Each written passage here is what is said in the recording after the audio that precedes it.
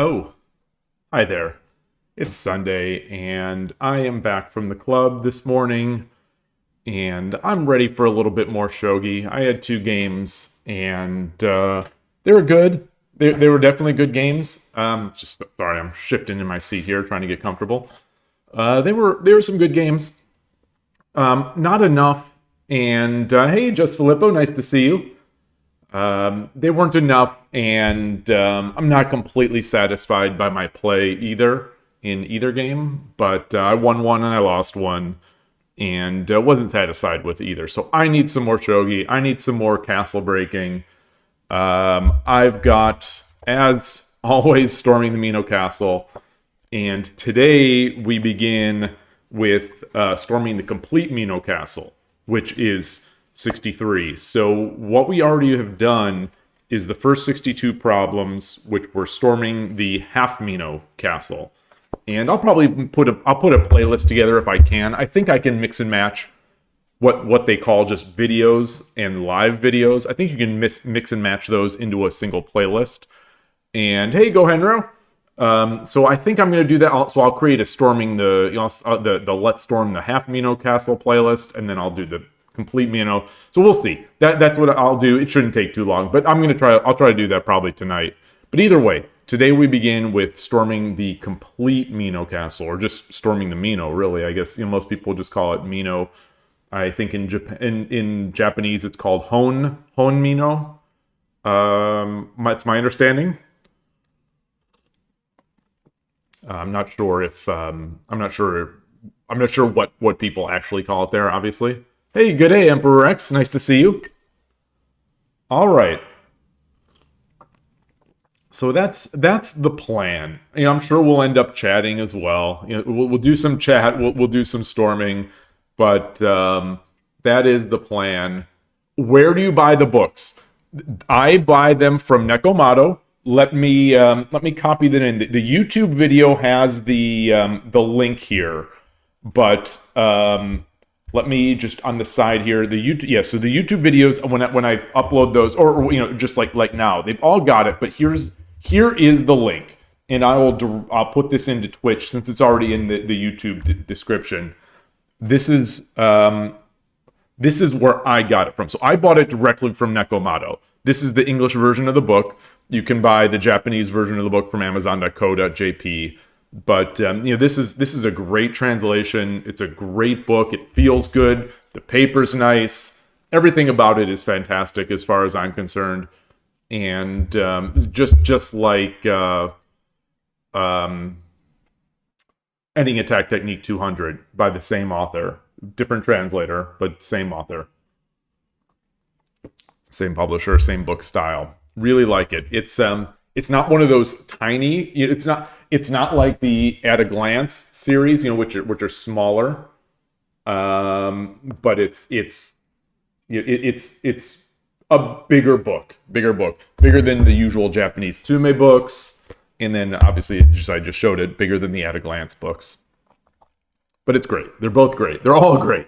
They're good dogs. All right. So this is it. And I suppose I might as well begin here. I am going to guess that a large portion... So I'm going to guess, because I don't remember any of this stuff. I'm going to guess that a large portion of breaking the complete Mino, maybe not a large portion, but I would imagine a decent portion of it, is going to be essentially the task of breaking it down into half Mino, which we already know how to attack, to storm. So I don't know. I don't know, but that's my thought. That's how I've been approaching it. Because, like, for example, today's game that I played at the club, he makes Mino Castle. He doesn't make half Mino Castle. So my plan is, how do I try to break this Mino or pull, tease apart the Mino so that I can get my half Mino techniques in play. Didn't work today, but maybe in the future. Hey, Gabrielle, nice to see you. So it didn't work today, and I'm at a bit of a down point again. You know, my emotional shogi life, my shogi emotional life, it goes up and down, and I'm down again. And I'm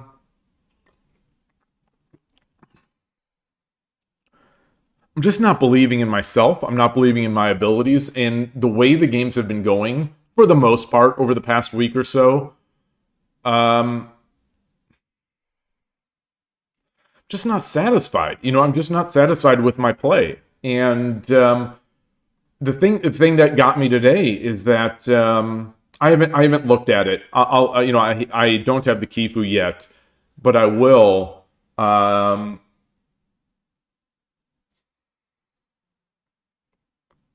feel that so much of my game is believe in us who believe in you. Thank you, God the Dragon. Good to see you.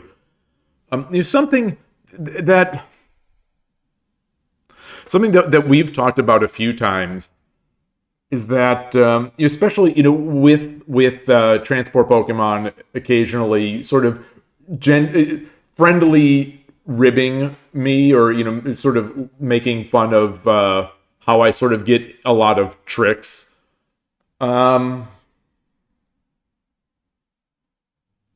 I feel so dependent on the opening, and I feel so. I feel, hey, transport. I'm down because of sprint mode. Speak of the devil. I'm down because I'm not down because of sprint mode. I'm down because. Well, I am down a little bit because of sprint mode, but the thing is, it's this discussion of.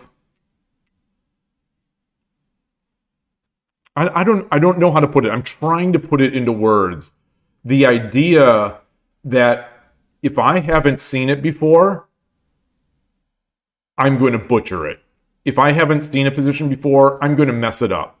This idea that I can't think on my feet in an actual game, it's getting discouraging because no one wants to feel sort of like they're just a mindless automaton or something like that. And, I tend to think a lot of my wins, they're wins because I saw these positions before, or they're wins because I've prepared against these possibilities. Not that that isn't a part of Shogi, not that preparing, not that there's any shame in educating yourself and trying to learn and trying to get experience. That is part of the game. Obviously, it's a big part of the game. Sort of like a one trick, but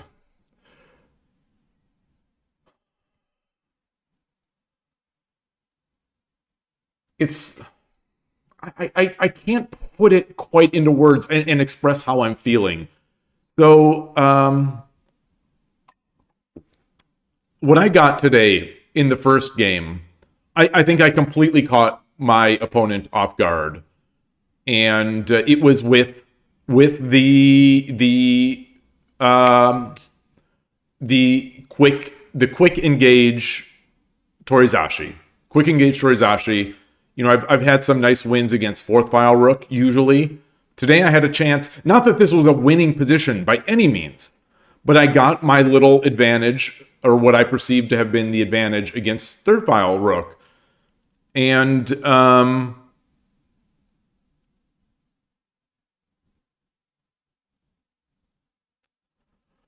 I just didn't think. I went into sort of mindless mode, and it's hard to put it into words without showing the position, but I didn't think. And I almost, it's like I haven't seen this exact position, so let me do something else. And it's just not how the good players play. I can't put it into words. I'm so bad at putting it into words. Let me see what you said, Gabrielle. You think this transposition way of thinking works? Transposers are the half Mino problems, but there's probably going to be exceptions. Yes. And during this game, so I got my position, and it actually crossed my mind. it crossed my mind that like transport here would be saying that I got another trap. And it's true. It's true. It's true.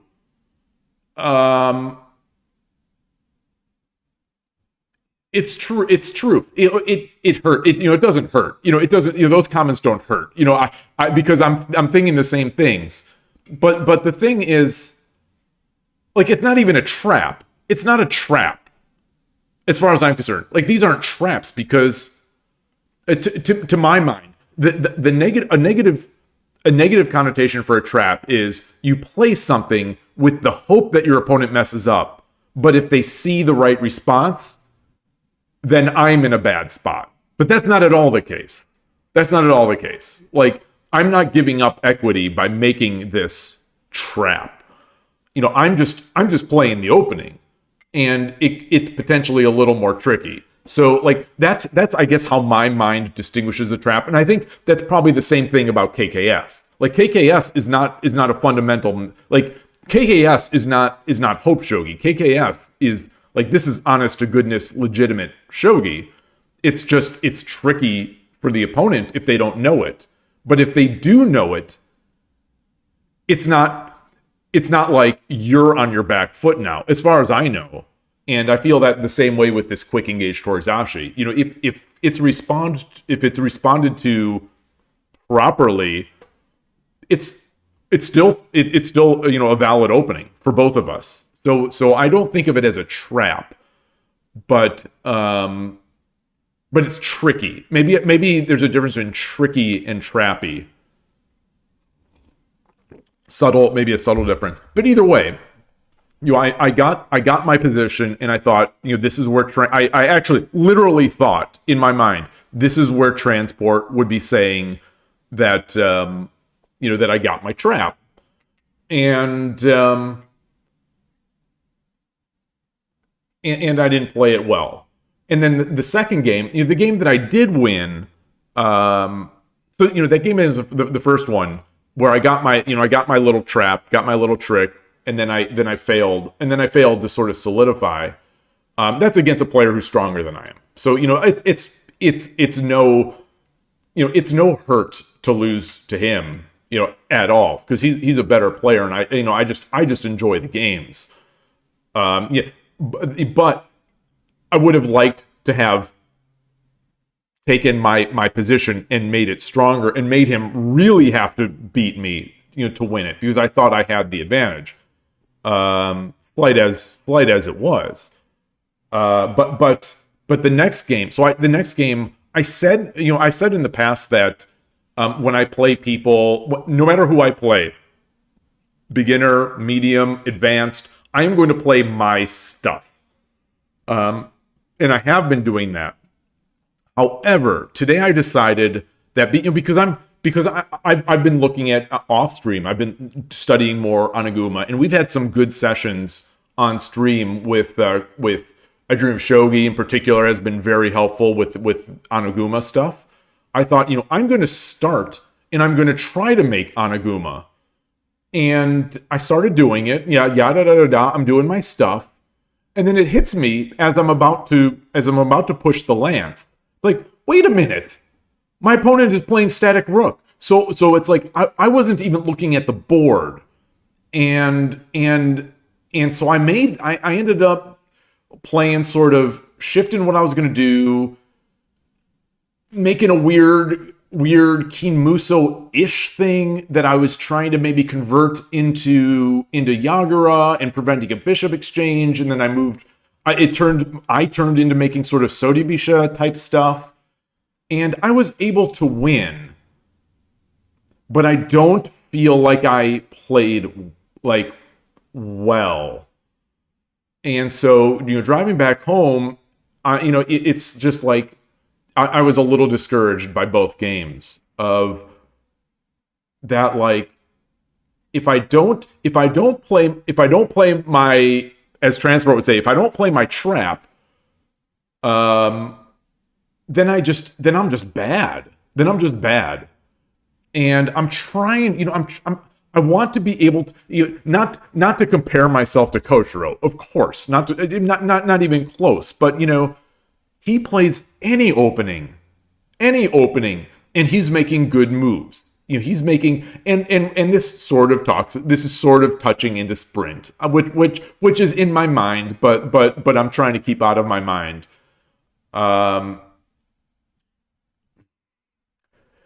It's just a cause of all this self-doubt of like, gosh, I am so bad at shogi. I'm constantly badgering myself about it, both on stream and off, of like beating myself up. I am so bad at shogi. I'm so bad at shogi. I'm so bad at... It's like I'm constantly telling myself this. And I'm trying not to, because I know that it doesn't help. I know that it doesn't help to like beat yourself up. But like these days happen. And like Tuesday, when I played at Tuesday at the club, these are both awesome games. And like I said, I'm glad I went. I loved playing both games. But in both games, I just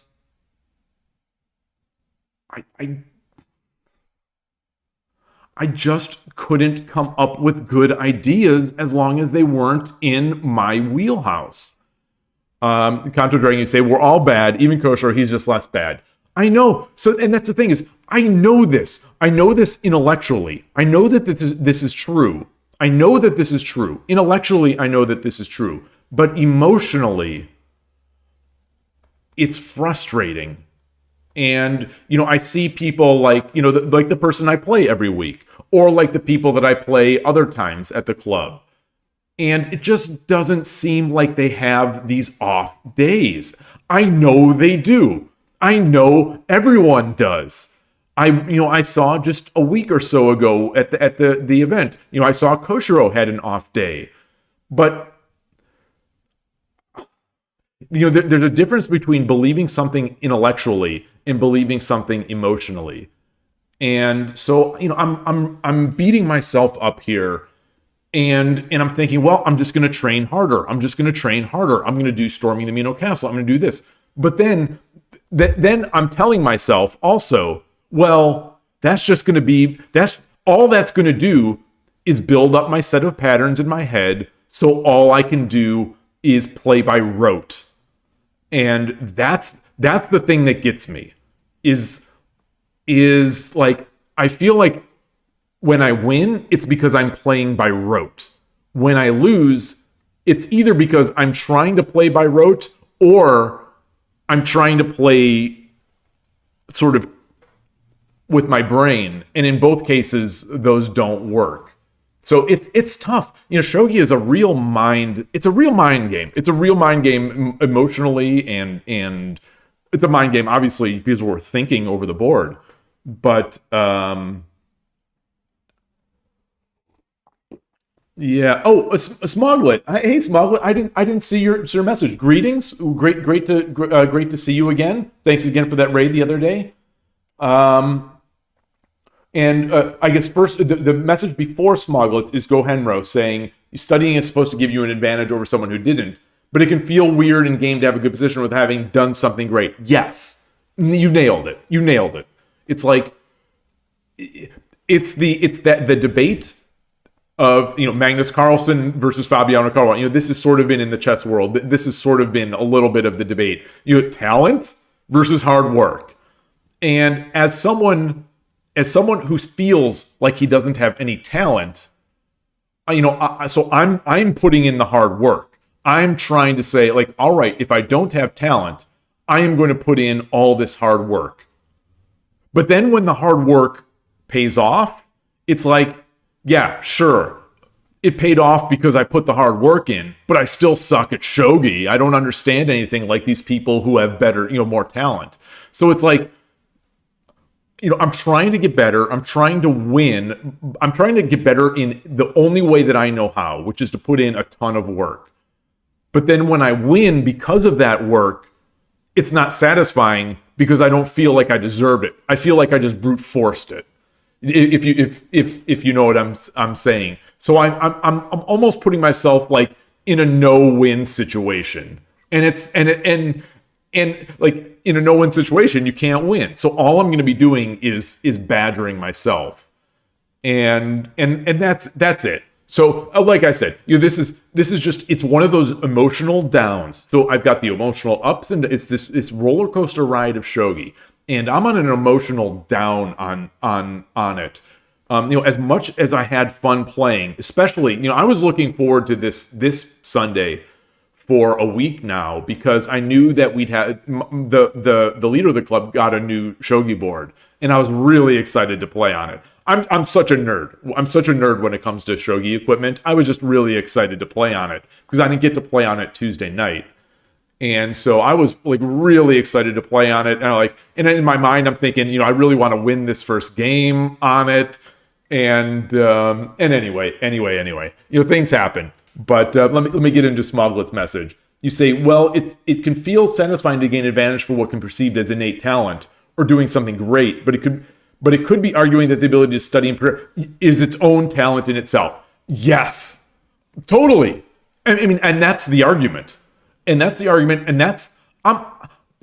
when it doesn't apply to me. So if I take myself out of the equation, and we're listening to Magnus Carlsen versus Fabiano Caruana, not to put them together because whatever, but when people are maybe unfairly, to my opinion, and I think in most people, like, say they're criticizing Fabiano Caruana as not having this talent, but being the product of lots of hard work.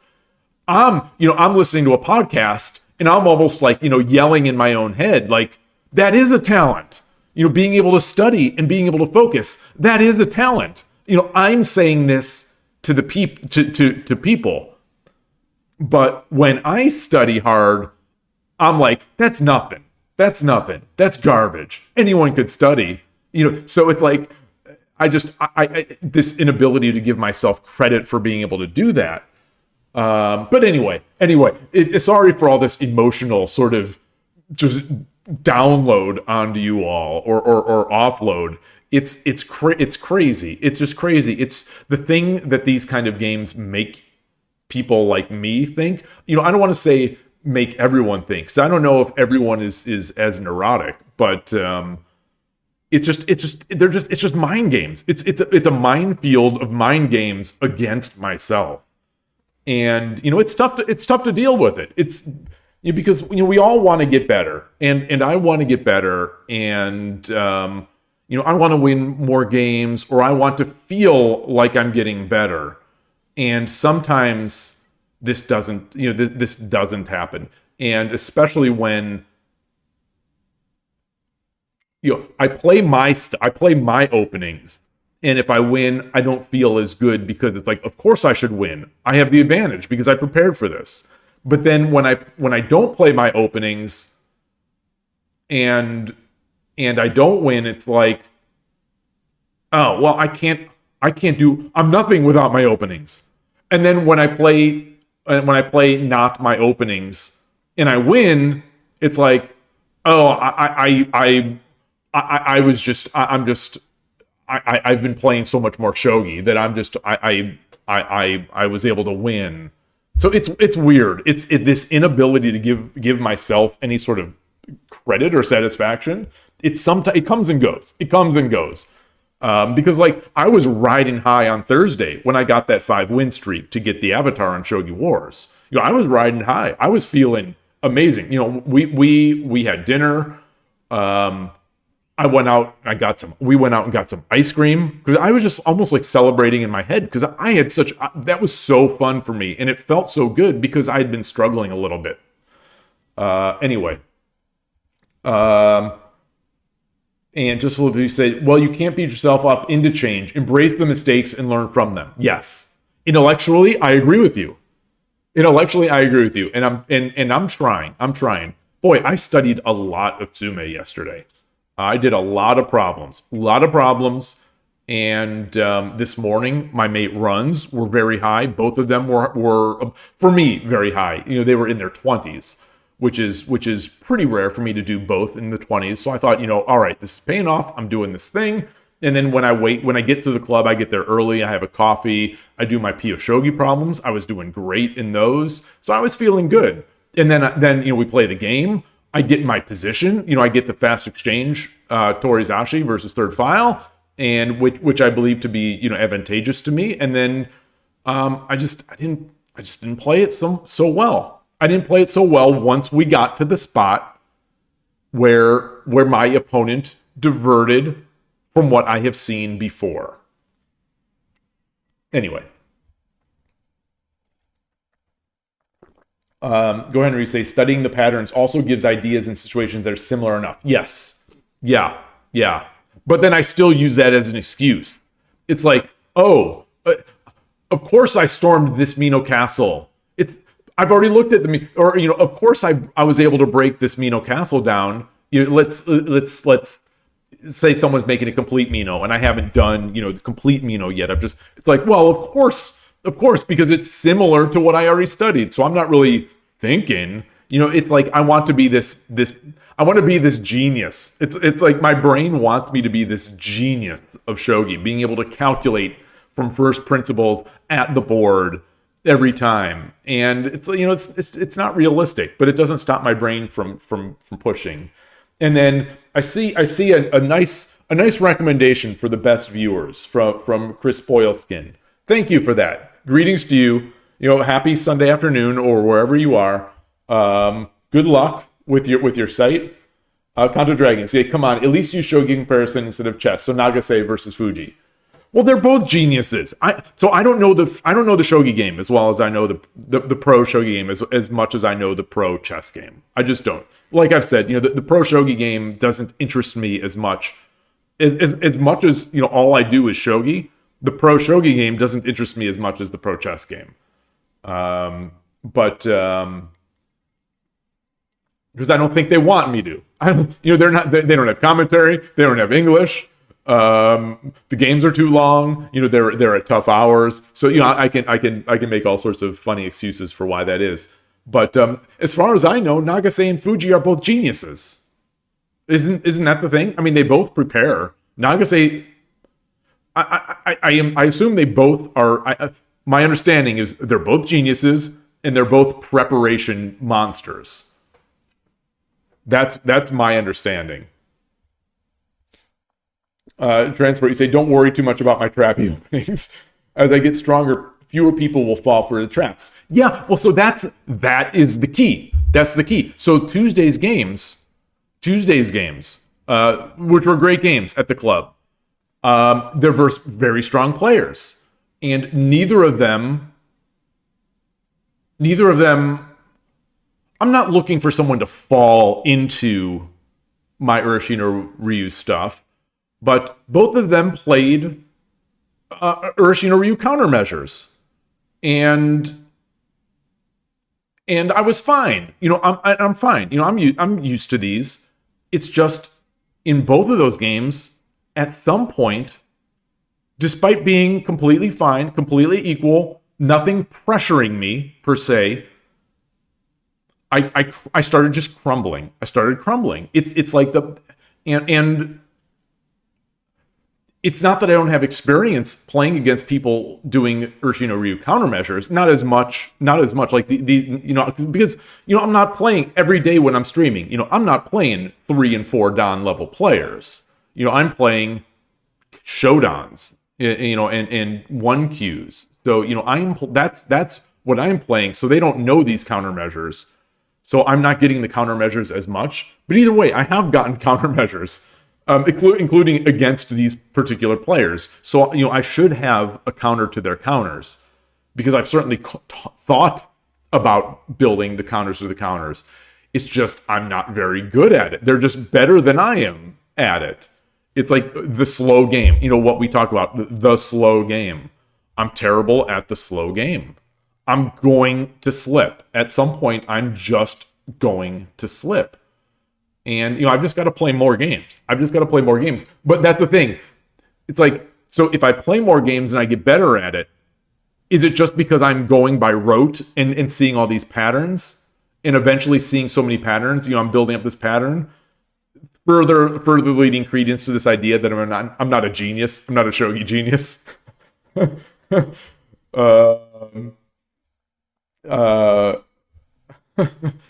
Asmago, you say you like to think of studying as giving short-term loss and long-term gain. Lots of off days Lots of off days if you study a lot. I have lots of off days. I do have lots of off days, but I also study a lot and I also play a lot. It's oh, go ahead. You say you joined me in the Shogi down. You had an OTB tournament yesterday. Oh, and the Shogi just didn't feel right. At least one round was solid. So that's the thing. Is that it's one thing to be doing this online, but then you have a tournament or an important over the board match or whatever, and you just don't have it, and that feels real bad. And I don't know how often. Wait, were you in the? Are you playing in the Intercity? The Intercity tournament that is in, I believe it's in Germany.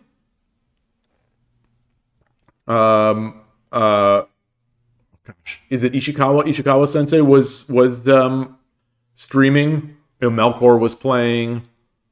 By the way, I didn't realize. I thought Melkor was a Belarus player who moved to Germany. I didn't realize that he was that he was born in Germany. So irrelevant to any of the discussion. It was just news to me. It's how your perception of things are. I always thought that he was a product of the Belarus kind of school of shogi, which always is one of the many things that made me respect that club even more. But it appears I was wrong. I'm not sure why I thought that. Maybe it's because of his name. I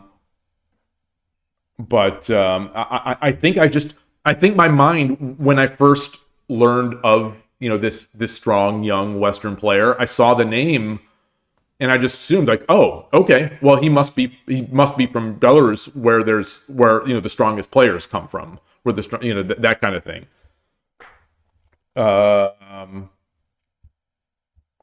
So Conto Dragon, you say, you can't study and prep to save your life, which is one of the reasons you never picked up chess seriously. Oh, interesting. Is it because you don't like it? Is it just because you don't like it? So I don't want to say that I can study and prep to save my life. It's just that I do it because it feels like that is my best path to getting some wins, is to improving. And it really makes me question, what is improvement? What is being good at this game? What does it mean? And does it matter? Like, these are just labels, good, bad, whatever. Does it even matter? Why do I care? Like, why do I care? I don't know. I don't have answers. Just Filippo, you say this also as a way of improving yourself, like having a routine, improving your logical thinking. Totally. Yeah. That's what I try. That's what I try.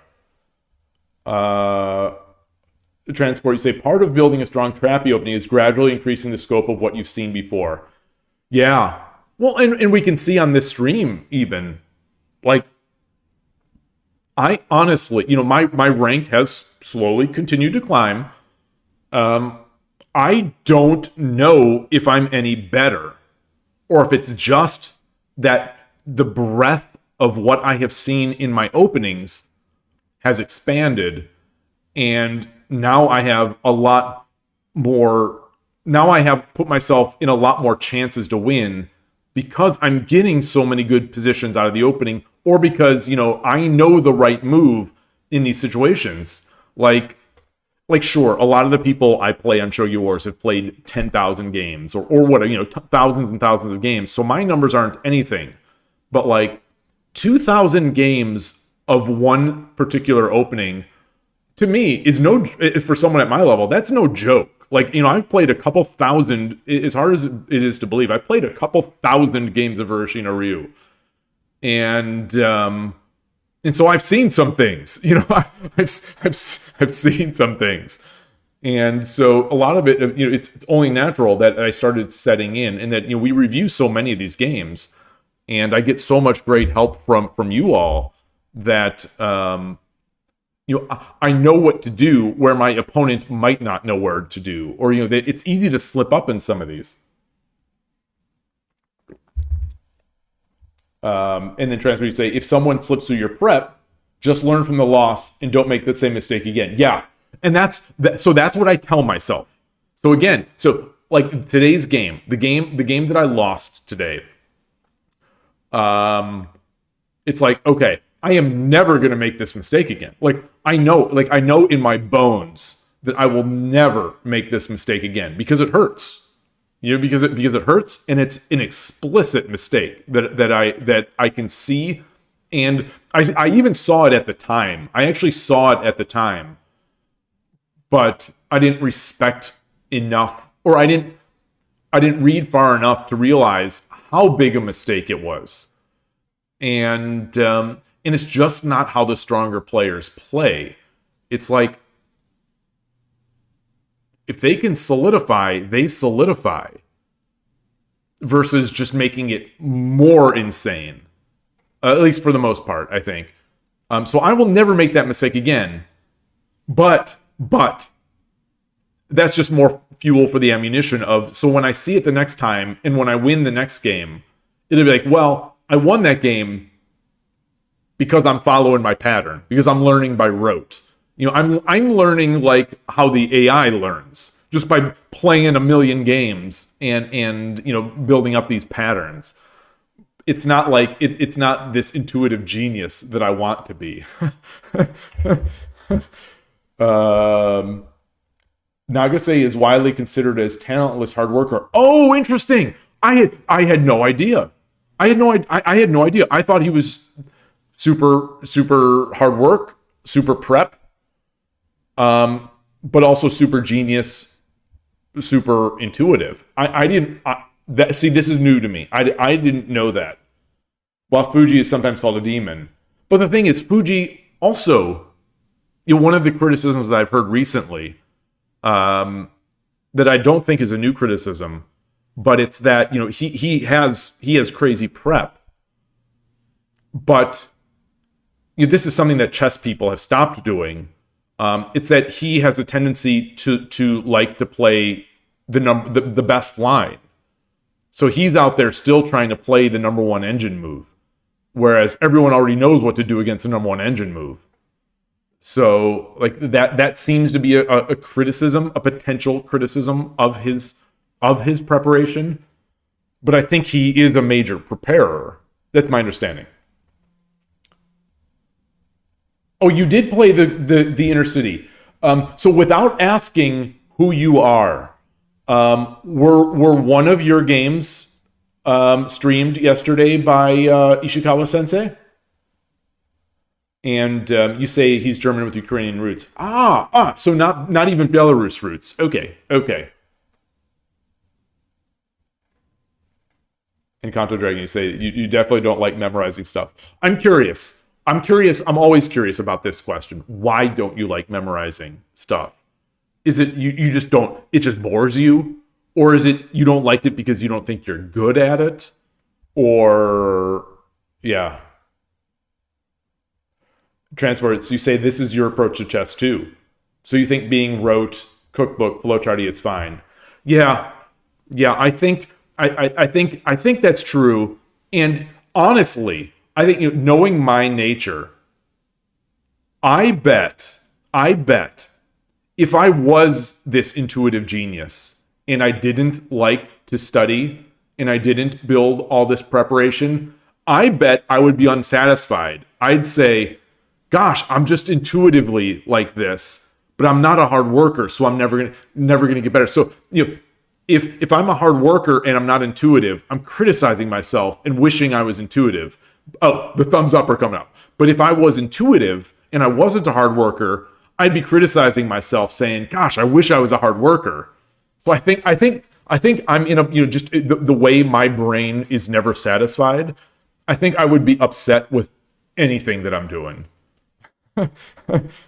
But that said, that's not going to stop me from trying to improve. And I've decided that I wasn't going to go to the U.S. Shogi Championship this year in April, end of April.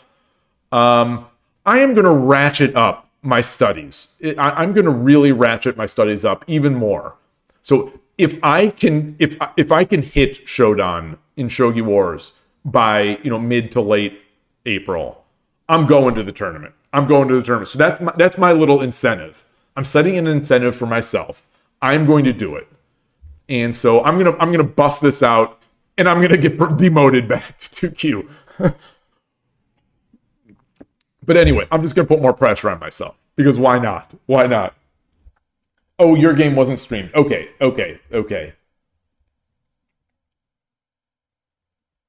Kanto Dragon, you say, from how you see it, Fuji tries to get out of the opponent's prep while trying to keep the game equalish. Oh, it's probably the reason why he's so bad at time management.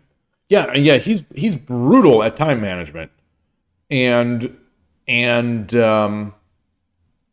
it just amazes me that he's still so successful. Because 1 minute is just not. It's 1 minute is just nothing. I'm. It's so weird. It's to me. It's such a weird time control to me to have all these hours, but then be stuck with 1 minute per move. It's because it's such a difference. Justful, but you say I can always try to add my own pinch of creation, and believe me, I do try. And those are the ones where I fall, like I just trip. I trip and fall and hit my head, and then those are the games where I'm lying awake. I'm lying awake staring at the ceiling. At 2 o'clock in the morning, just beating myself up over them. Those are the ones that that hurt a lot. Oh yeah, Counter Dragon. Yeah, I like memorizing stuff. Yeah, I like it. I enjoy it. I don't think I'm particularly good at it. I just like it. There's some sort of feedback loop, or that endorphin or whatever it is that when I memorize something or I learn it, I like it. It's a positive feedback loop for me where I just want to keep learning more. I want to keep studying more variations. So I do like it. My memory is terrible. My memory is terrible, and I assume getting worse as I age. But it is something, thankfully, that I do like doing. And I say thankfully because if I didn't, I don't think I'd be improving at all in Shogi. Like, if I wasn't studying this stuff, I tend to think I wouldn't at all improve. Model it. To bring a Go example, and quoting from memory, but after Kaja played AlphaGo, he said he discovered what he considered the entirety of Go was just a little pond. Yeah, while AlphaGo had discovered the universe. And that even with discovery, he was happy to just play in his little pond. Yeah, interesting. That's fascinating. That's fascinating. Well, and I don't know if I'm taking this the right way, but I'm a little nervous that I am too content to play in my own pond. AKA, I'm playing Urshino Ryu, I'm playing Torizashi versus swinging rook. I am trying to push myself into these other areas, by learning, but it just exposes how bad I am. Like when I try to play Bogin, or when I try to play Aigakari, or I try to play these other openings, it's just like I'm just fumbling in the dark. It's so frustrating, but it's like, how can I not? I've played all these games. How can I not come up with something? Once I get out of my little shallow pond, I'm just flat out bad. And it's just a strange feeling. Because I see other people, I see my peers, or I see, people who are just slightly better than me or than I am. They'll play against a beginner or whatever, and they'll do something completely out of their comfort zone, and they'll do fine. They'll do just fine.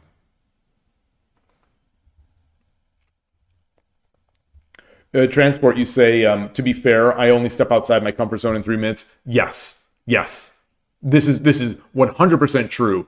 and it's something that I wanted to do in 10 minutes. So I was thinking I was going to, so my plan was I was going to, I've got taxes. I've got to deal my taxes. So outside of Shogi world, my taxes stuff is coming where I've got to meet with the accountant and all this stuff. So like that's been a hindrance in my mind. This stuff just to talk outside of Shogi. Taxes for me, it is a monkey on my back for probably 9 months of the year. I hate it. I hate knowing that tax season is coming up. Even when tax season is like 9 months away, I hate it. I'm paperwork and having to, put these things into, I have an accountant but even having to write in the numbers and prepare all the paperwork for the accountant, it never turns out to be all that much work for me. And it's always, every year I'm like, that wasn't that bad, but it doesn't matter. Once June, July hits, I'm stressing about tax season next April. I hate it. So anyway, this is coming up, this week in particular, because I'm meeting with the accountant and getting my stuff together. So anyway, that has delayed some of my plan to start doing more static work variation in my 10-minute games. But the plan is, in my mind, I'm going to get done with this tax stuff. Then I'm going to rewatch a bunch of these Aigakari things or the bogeying things. I'm not sure yet what I was going to do. I'm thinking bogeying. And then I'm going to start doing bogeying in my 10 minutes. Because that's how I learned Urashino Ryu. I just in 10-minute games on Shogi Club 20, actually on Shogi Wars and in Shogi Club 24, when I decided I was going to start doing Urashino Ryu, I read the Wikipedia article. I watched like 3 or 4, whatever it was, videos from Shogi Harbor. And those were for old Urashino Ryu. Those weren't even the new Urashino Ryu. And then I just jumped in and, had immediate success. Luckily, like that, it helped, it helped make it more gentle, but I just jumped in. So that's what I was planning on doing, especially now, with one being 1Q, there's really very little risk of me demoting on Shogi Wars. So that was the plan. That's a plan. But taxes right now are also looming large in my life. But lately, you're absolutely right. Lately, all I've been doing, the only places I've been varying from my comfort zone, going out of my comfort zone, has been 3-minute games and then over-the-board games against lower-rated players. Go ahead, where you say, you feel Shogi opening is often trappy. There's so much specific knowledge for different strategies, like entry fees to openings. Yeah, you have to know the specific. Yeah, this is like if I want a clickbait video or something like that. The lies people tell you about Shogi, and I think the one of the big lies is that you can do anything in the opening and you're going to be fine, or you don't need to study openings, or you don't need to do I don't know. That it really doesn't matter as much for a beginner. I think that is maybe the biggest lie that people tell beginners. I think I understand why people lie about that. It's because a lot of people in the West, anyway, my perspective, or my take based on what people say at the club or what I see people saying online, my take on this of why a lot of people come from chess into shogi or come into shogi, because they believe that chess, they incorrectly believe that chess is all about the opening and that you have to study openings to be able to win in chess. I believe this to be absurd. It's absurdly wrong. But so what people tell them is, well, shogi is so flexible. You don't have to study openings. You can do this, you can do that, you can do that, you can easily make Mino, you can do lies. As far as I'm concerned, flat out lies. Because shogi it's so easy to just get blown out of the water early on. Sure, it's not in the first 2 or 3 moves. It's in the first 7 to 10 moves. So I think shogi that way feels awfully trappy. And just the fact that, even as a Shodan on 81 Dojo and a 1Q on Shogi Wars, I win a lot of my games by traps. I lose a lot of my games by traps. And, I've played, not that this is any big number, but I've played thousands of games. I don't know how many games I've played in total, 3, 4, 5,000 games. Probably not 5,000, but I've played a bunch.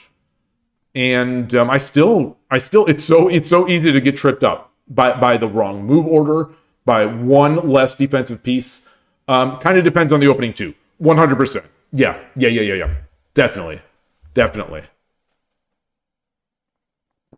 Like, I've never been a 4th file player, even though I am undefeated at 4th file rook because of my 2 misclicks. But yeah.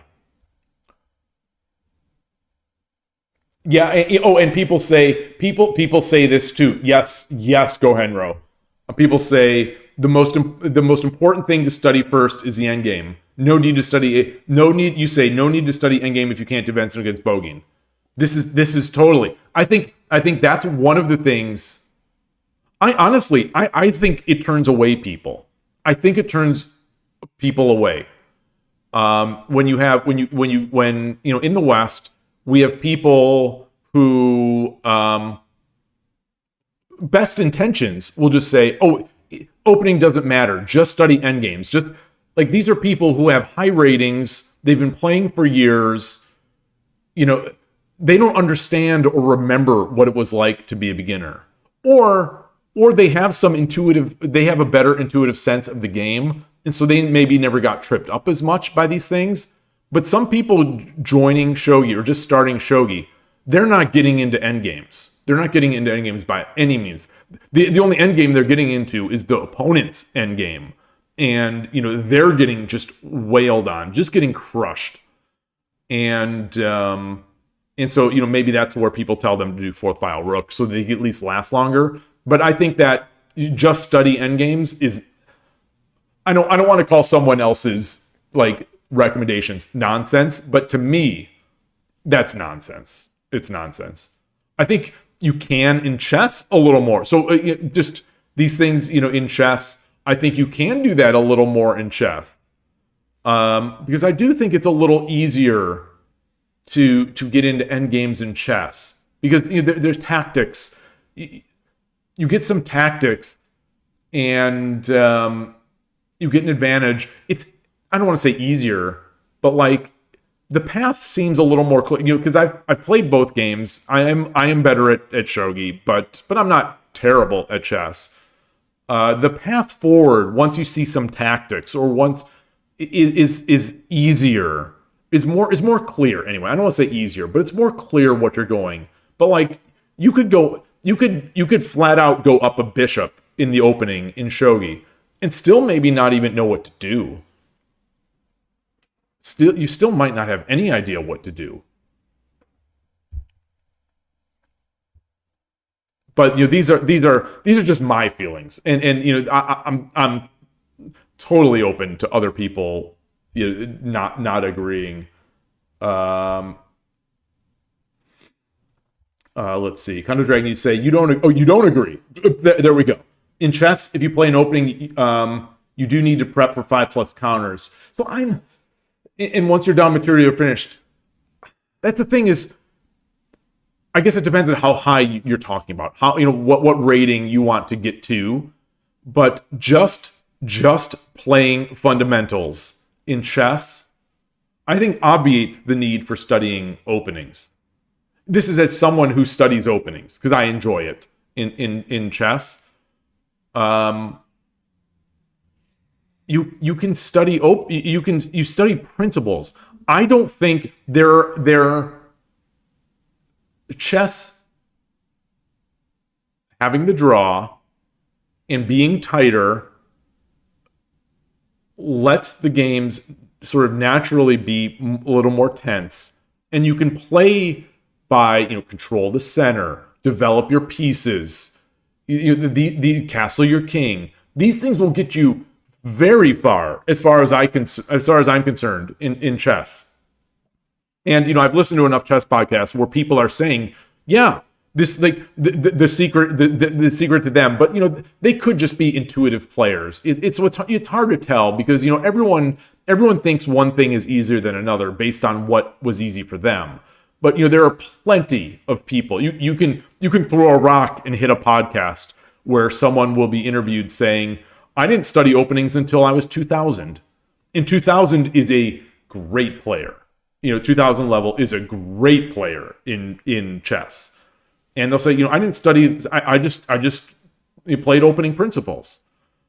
And so anyway, there's that. So I'll continue on with what you're. But shogi doesn't have, as far as I know, there are proverbs, but the proverbs are kind of whatever. The proverbs are kind of they're. I don't want to crap on the proverbs, but they're like they're a little whatever. There aren't great fundamentals like that in shogi that I am aware of. It's defend your king with 3 generals. Those kind of proverbs, sure, but that's not going to stop you from bogeying, just walking down your throat and massacring you. And 3 generals, you don't set them up right. They're like Swiss cheese. It's so easy. It's really easy to just get carved up in shogi. But anyway, to counter, you say in shogi you can pick up any castle you want, and as long as you defend fast attack. Well, as long as you defend fast attack, that phrase is doing a lot of work. That phrase, the balloons. That phrase is doing a lot of work.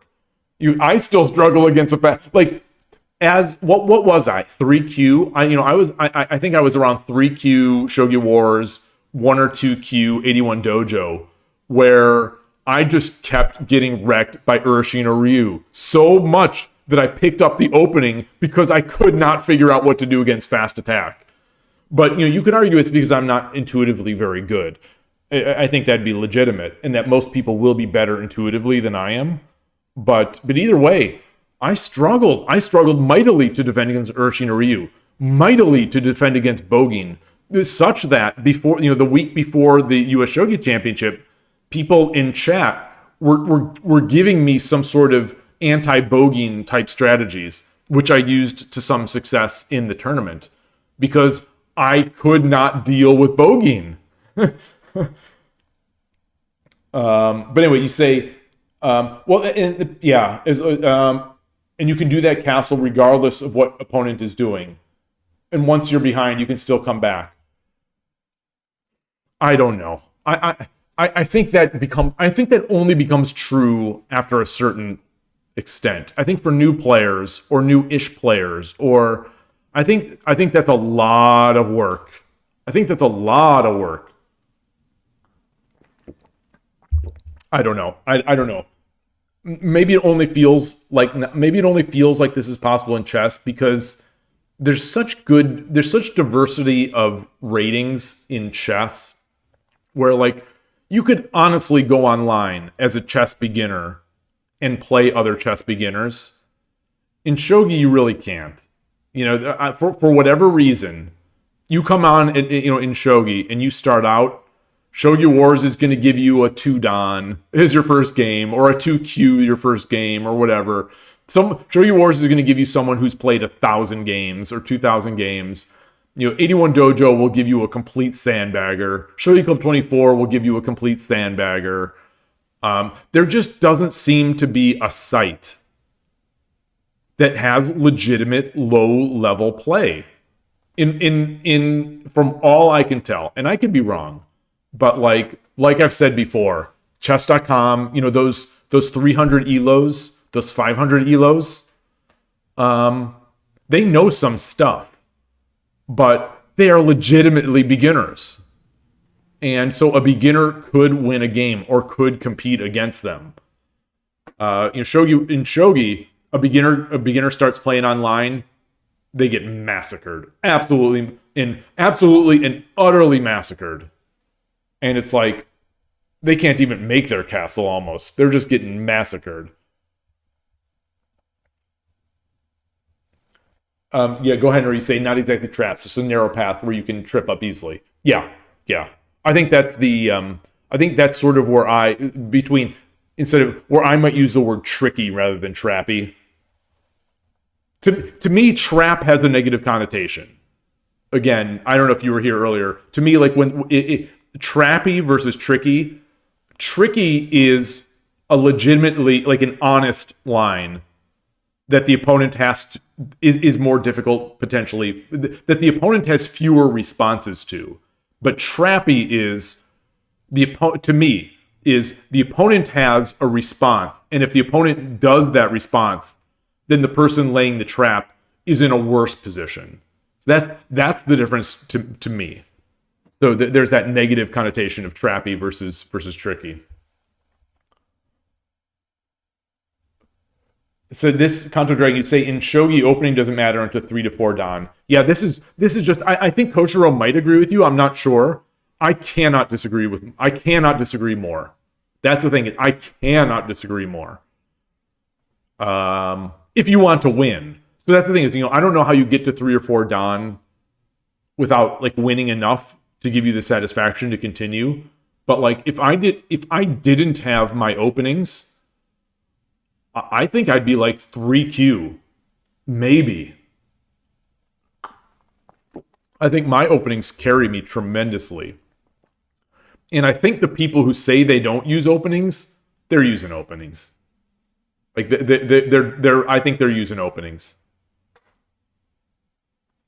If it's fourth file rook, even if it's relatively mindless in that you almost don't have to pay attention to what the opponent is doing to get into it.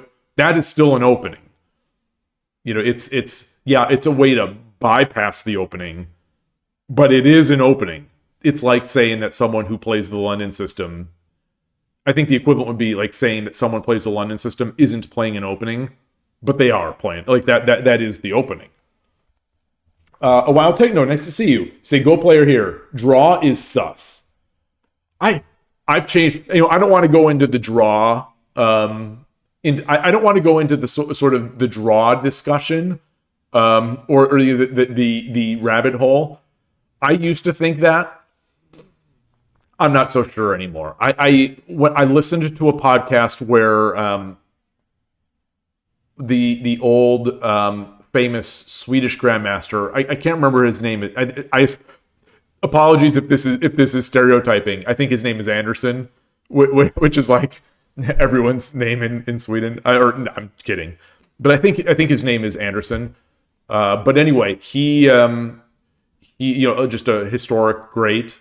He was talking about how he believes that draws are a feature of chess, not in those words, but he was praising the value of chess, praising the value of draws in chess. And after hearing him say that and make his case, it's really caused me to think twice about it. So I tend to think that draws, and this is as someone who's not very good, therefore not getting many draws, I think that draws are a nice feature of chess. I think it's kind of practically nice that if both players play perfectly or both players play great, they both step away with the draw. Versus shogi, it's both players can play great until the one person slips, and then it could be over. And I think that's maybe a little unfortunate. I think they're both great. But I don't hate draws. And the Starpoint podcast, the Go podcast, I think he had a podcast episode about this very topic where he was possibly saying that he might be open to the idea of draws. It'd be much harder to draw in Go than it would be in chess or shogi. Probably even than in shogi, because you've got to get zero. if you play with an even Komi and you end up with a 0, that would be a draw. I think it'd be more difficult, but I think it'd be good. I think it'd be good. Maybe people would feel it's somewhat of a letdown after investing so much time into a Go game, because Go games take so long, and maybe that's a nice feature of chess related to, in comparison to Shogi, that for the most part chess games don't take as long as a Shogi game. So maybe the mental cost of a draw is a little less than it would be in Shogi. But I don't know. It's just I'm just blabbing about draws. You've witnessed a quadruple Ko in the wild. I've never played. No, I have played Go over the board. I was going to say I never played Go over the board, but I have. Not much. A wild tech, no. Basically, the truth for all of us is until like 2100 rating, we're all just getting pieces randomly captured. So that's the thing. I don't think that's the case. I don't think that is the case. I think in Shogi, based on some of the people that I see, it seems to me that there are some people who are in the 2 to 4 Dan range who are extremely solid. And their pieces are not getting randomly captured. They might make subtle mistakes that allow their pieces to get captured, but I would say it's not randomly captured. Like I blunder pieces. I still blunder pieces even as a high 1Q on 81 Dojo and a high Shodan on 81 Dojo and a 1Q on Shogi Wars. I still blunder my pieces a lot. And but I think I don't know. Maybe I'm not a good example, because I don't tend to see people at my level that are as bad as I am. But maybe it's just I'm judging myself harshly. I feel like I get so many wins just out of my opening prep. Hey, Foradun. Okay, Transport, you say, so in your mind, a trappy opening is not necessarily a gimmick. Okay. That's a good word to bring into the conversation. Where, I think when I hear trappy versus tricky, I think when I hear trappy, there's sort of this implied gimmick to it that has a downside if the opponent knows what to do. But I should be aware that some people do not use it in that way.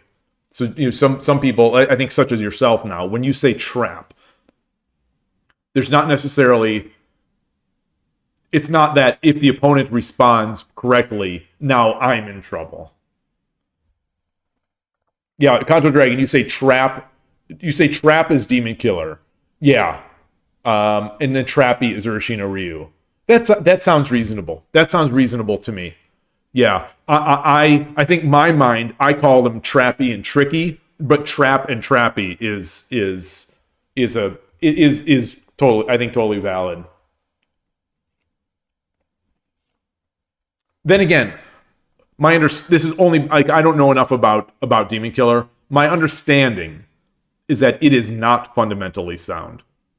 Versus KKS, Urashino Ryu, these are fundamentally sound openings that are just tricky or have their set of traps.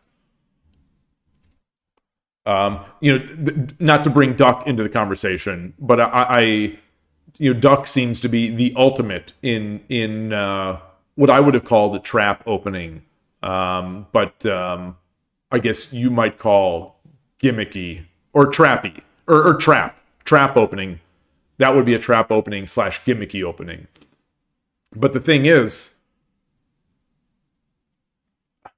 because I've played it, because I've watched Ornolf's games, I just have so much respect for it now that I almost, even though according to the engine, it is it appears to be the least fundamentally sound of any of these openings we talk about. Even compared to like American Opposing Rook, What is it? American Mukabisha. Duck seems to be even less fundamentally sound. But clearly, you've got to know a lot to beat that thing.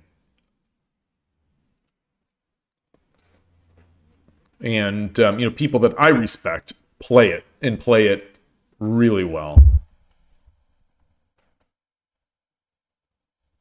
Okay, you're saying trap is a landmine that leads to an advantage. Okay, yeah, that's fair. That's fair. Yeah, like if you set a bear trap, like I guess if just take it out of shogi. If you lay a bear trap, in the woods, if the bear walks around it, all of a sudden you're not any worse for wear. You're just you're just not sitting pretty. You're still in the same spot.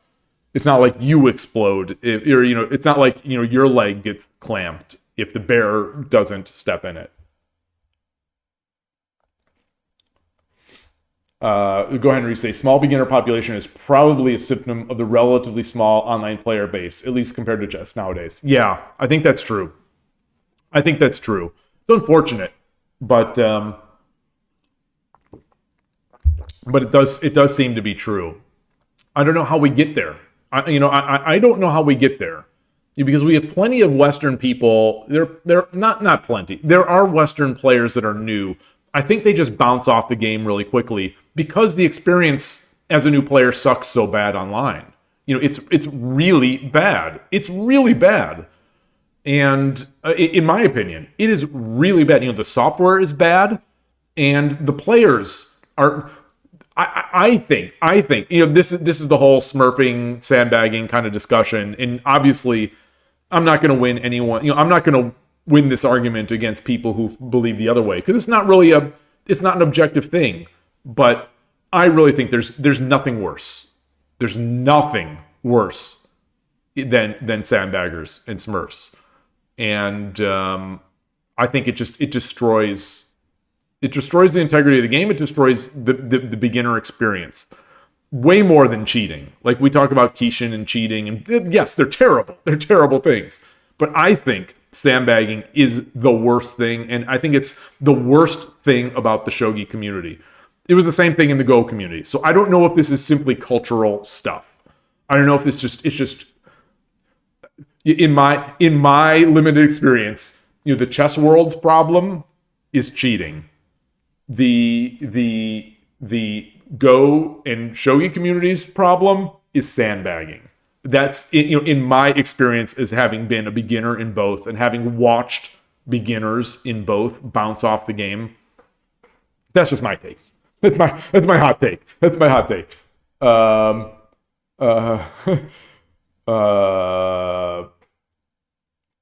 But it still doesn't explain to me why there aren't more Japanese beginners online. I don't get. Like, why doesn't Shogi Wars have more 7 and 8 and 9Q level players that are just beginner? Why don't they have a healthy base of those players? Nobody starts out knowing everything. I just don't quite get it. I don't understand it. Like, do in Japan, do these players just play a lot as kids? And so before they become onliners, like where are all these 3 and 4 Qs on Shogi Wars? Where are they coming from? Do they play bots? Do they play like Fuji Shogi on the Switch? Like, where do all these people come from? In chess, they play online. They play online, they get crushed. They play Bullet, they play Blitz, they get crushed. But there's tons of fodder. There's tons of beginner fodder in chess. I don't know why Japan doesn't have that in shogi. Because the game is so hard. The game is so difficult. But like, there just aren't people just hanging stuff left and right. It's bizarre. It's honestly, it's bizarre to me. Contra Dragon, you say, of course, shogi is a lot of work because it's so dependent on pure calculation. No joke. No joke. You don't know why, but even though chess is faster, pieces have more range, it's harder to immediately screw yourself up. Yeah, I think it's like I said, because fundamentals, because you can listen to these basic fundamentals and get pretty far. I think it's because pawn structure is so referential. I don't know if that's even I don't think people say that in chess, but like pawn structure is so strong. There's pawns. Your pawns defend each other, and minor pieces can defend pawns, and minor pieces can be defended by pawns, and there's no changing of the pawn structure.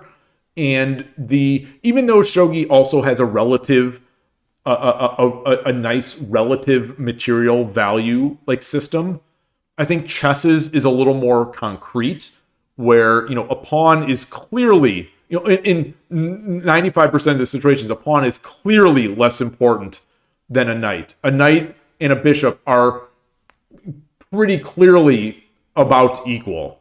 A rook is pretty clearly more stronger than a knight and a bishop, and a queen is overwhelming.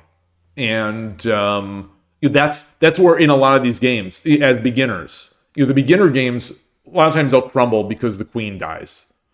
And like Urshino Sensei jokes, shogi is a game about capturing rooks. The low levels of chess I've watched, like just to reiterate, because how I know this. I watch my nephew and I watch my son playing online, and they've both been under 1,000 elo, and I see that chess at the lower levels is a game about capturing queens.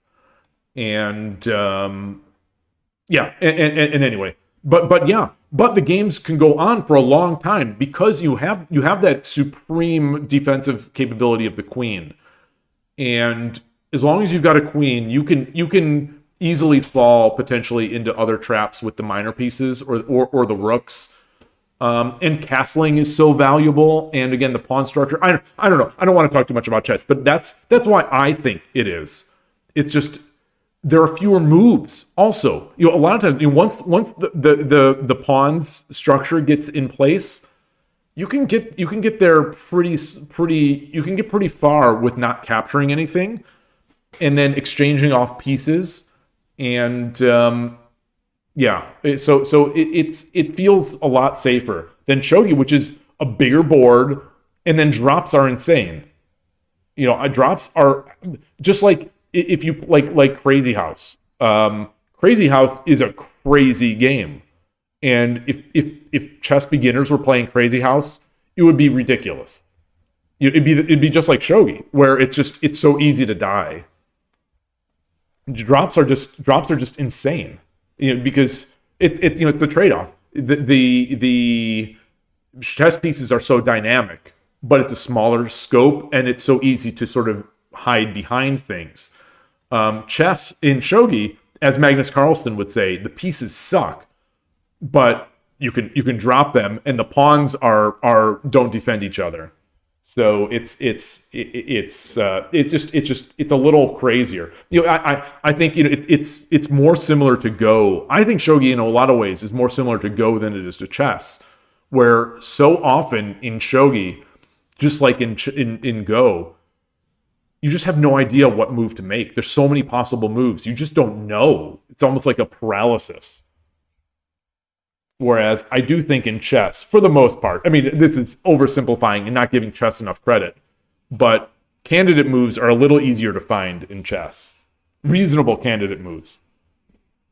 Anyway, you say it still doesn't change the fact that if your opponent knows you're opening for more moves than you, they should win solely from how difficult it is to get back from down material. Yeah. But that's the thing, is very few people actually know all this theory in chess. People talk about how it's so important to know your openings. I honestly believe that most people don't know openings very well. And even if they do, they know their pet openings.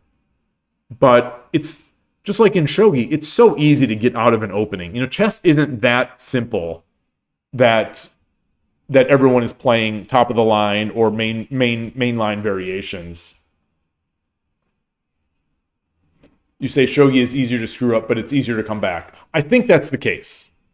I think that's the case in many ways. But like, if someone does do the, what I call the rite of passage, where they just break through, they do the static rook and break through, for all intents and purposes, it's over.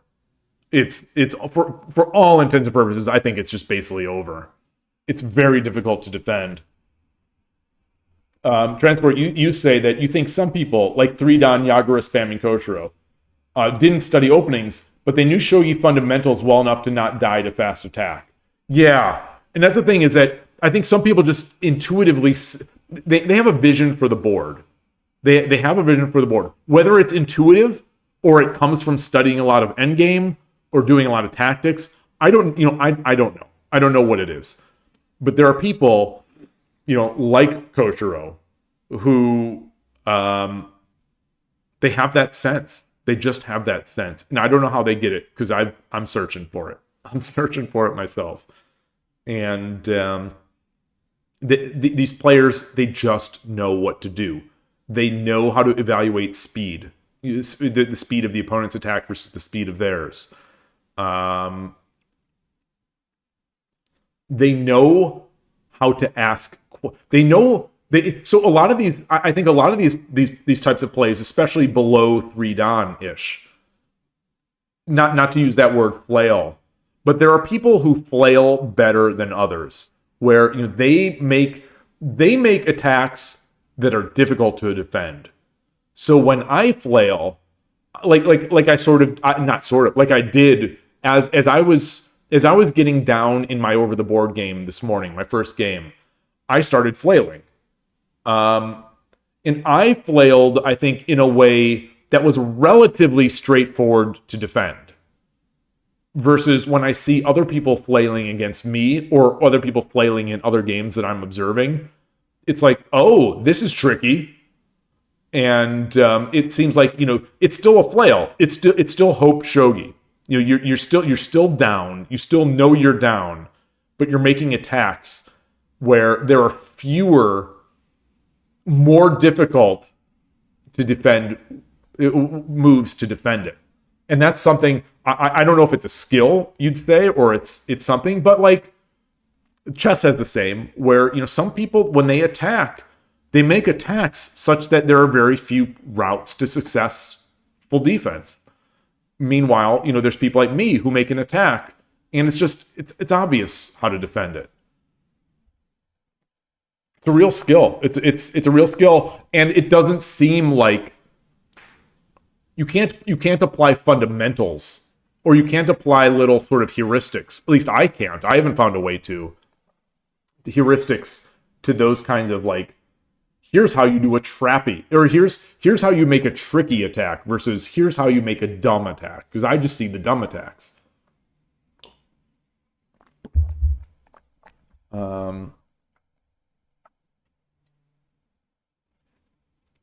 So the people, yeah. Most beginners, new players fall into the Frogman category. Okay, rather than the Koshiro category. Yeah. Yeah, the main problem is surviving fast attacks.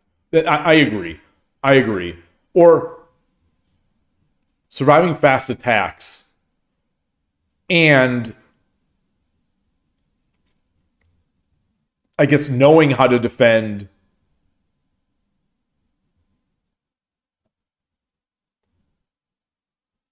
you sort of have to know how. I'm thinking about a slower bogeying. So, like when I was a center rook player and I was playing my games, we do Chosokogin or whatever. We get into the middle game section, and then my opponent would start climbing the silver or would start making attacks. So it's not a fast attack by any means, or whatever the opponent was doing. It's not a fast attack by any means, because we both set up our castles, we both got safe. We're in that middle game slog where there's no obvious next move, but you still need to know how to defend when the opponent starts moving up the board. And you either fundamentally see it or you don't. And I never did. And I still, to this day, I think, struggle just Even if I see a move coming 3 moves in advance, I see what the opponent is doing. If my opponent said, I am going to climb this silver and attack the head of your bishop, or something like that, I'd still be like, what do I do? What do I do? And it's some versus some people would be like, oh, I'm just going to do this. Just what you say, are there any English podcasts covering the topic of shogi? Not that I'm aware of. No. I've thought about doing one, but the thing for me, I don't feel I'm strong enough to really speak too much about shogi. A lot of my streams turn into effectively podcasts. Like this one now, I haven't done a single Storming the Mino problem, and I apologize for that. But like, we have a bunch of these. Like at least once every 2 weeks, we have an hour or 2 discussion. So I think to some extent, we sort of have this stream as some podcast, some loose podcasts, and I do listen to a lot of these streams in the car as podcasts, and I enjoy it. But there's no explicit podcast. More than a handful of times, I've decided I'm going to do it. But the thing is, I need to have for me to want to do it. I want to have 6 months of weekly topics. So I want to have that in advance, because the last thing I would want to do would be to start a podcast and 2 months down the line, the podcast goes away. Once people start getting into it, or once people start enjoying it, then it just goes away. I've witnessed enough of those chess podcasts, sort of some of the fits and starts where they start out and it's like really promising, and then they just stop. They just go away, and it's like, oh, that's disappointing. And in the chess world, there's so many podcasts, so it's not as big a deal these days. It used to be when there weren't many, but in the shogi world, it would just be like, now there would be nothing. So I put a little more responsibility on myself to be able to make sure that I can deliver for at least 6 months. So I haven't done it yet. I don't have 6 months worth of topics.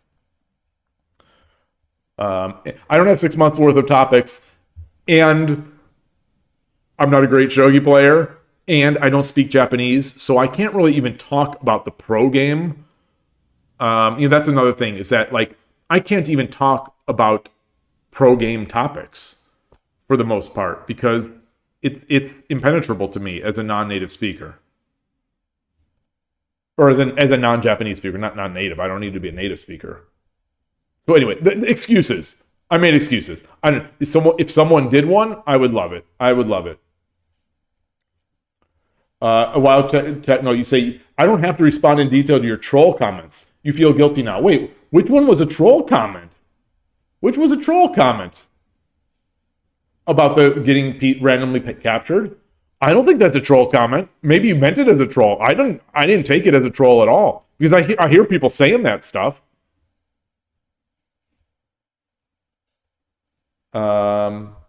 Demon Killer is losing with proper response. Sorry for taking so long to get back in sync with the messages, because I know this was a discussion from 10-15 minutes ago.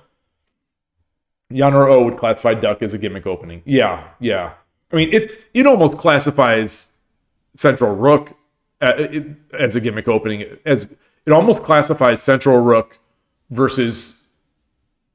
It almost classifies, as far as I'm concerned, Gote Central Rook versus Static Rook.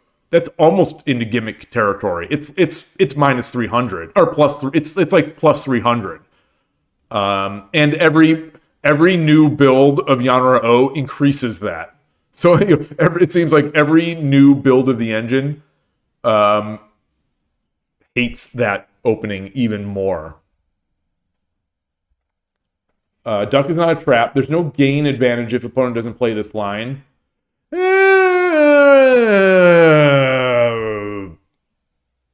I don't know. It's like if the opponent doesn't prevent against this particular sabaki or this thing, or if the opponent doesn't make their castle, and allows some quick sabaki, it's pretty trappy. I would call that trappy. So I think a lot of thing also is the feeling of after you've played it. So it's like sometimes when I see a move coming from Duck, it's like, oh, son of a gun. If I'm saying son of a gun, I feel like I got tricked or I got trapped. And so, you know, that's I think that's so for me it feels awfully trappy. Tricky and trappy. Its trappy is surprisingly difficult to deal with, even if it looks so wrong. Well, that's true.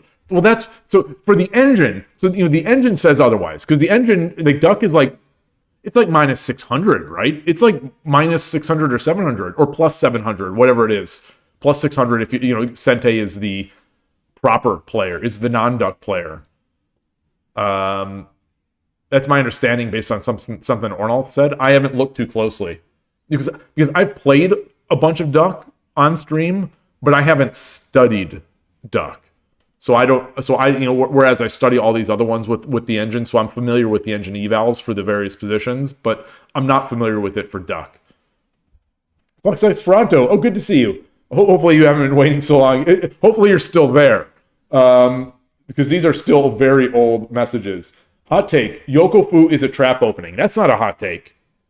That's not. I mean, that's not a hot take at all. If we use that trap definition, if we use that trap definition of being like tricky and not fundamentally bad, that's totally it. I would call it a tricky opening, but I think the people who say make the trap versus trappy distinction, trap is totally, I think, applicable there. Much in the same way that Transport calls KKS a trap. Or trappy. Now I forget the trappy distinction. And Fornoon and Transport are agreeing with what I'm saying. Yokofudori is also trappy. Many landmines for beginners to step on. And Yokofu is definitely trappy for both sides. Yeah. Sente needs to be especially careful. Yeah.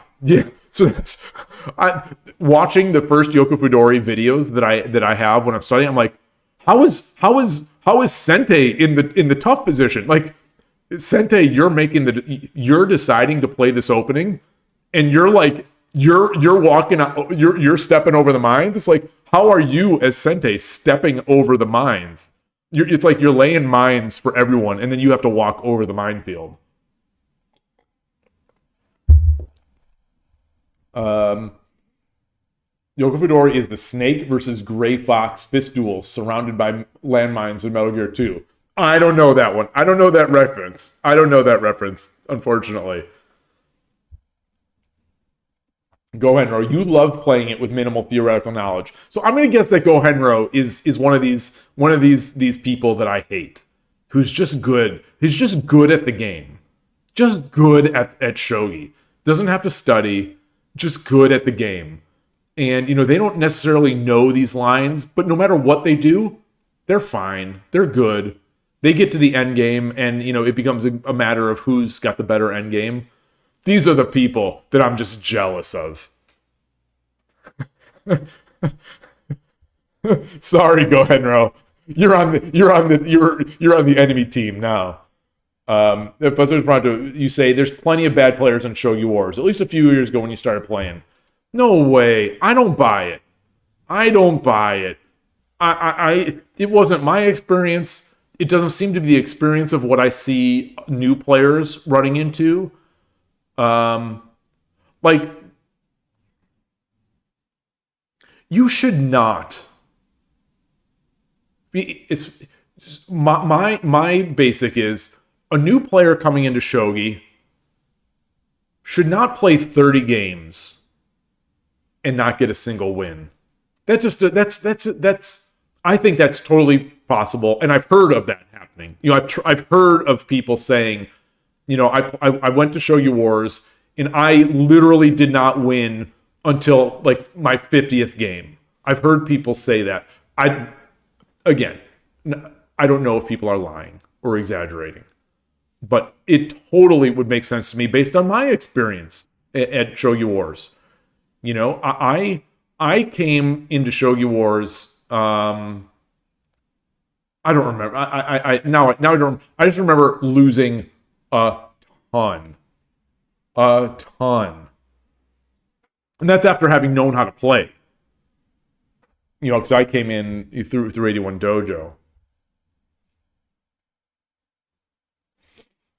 A wild tech note. You really hate the breakthrough to 6-Dan series from popular Go YouTubers where they just sandbag and say, oh, this is so simple while playing accurate as heck. Yeah, and applying a decade of training and study.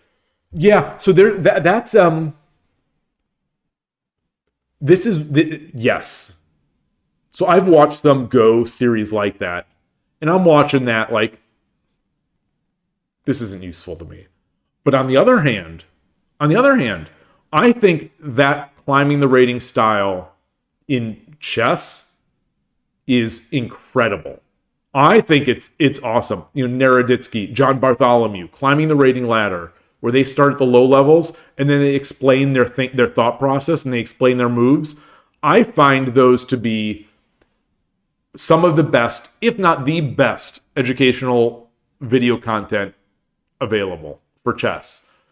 And you know, Kojiro was going to do that for Shogi, and I was so excited. But then Shogi Club 24 is a hive of scum and villainy. Yet they banned his account, or they didn't ban his account. They just they took some action against his account as he created a new account, I think, to do a video series where he climbs the rating ladder, and they just propped him up immediately to 2,000 elo. So you know, people can be cheating on there, people can be disconnecting on there, people can be BMing on there, and Shogi Club 24 or 81 Dojo won't do anything. Meanwhile, an honest to goodness educator trying to help people out is trying to make a climbing the rating ladder series, and he got stuffed.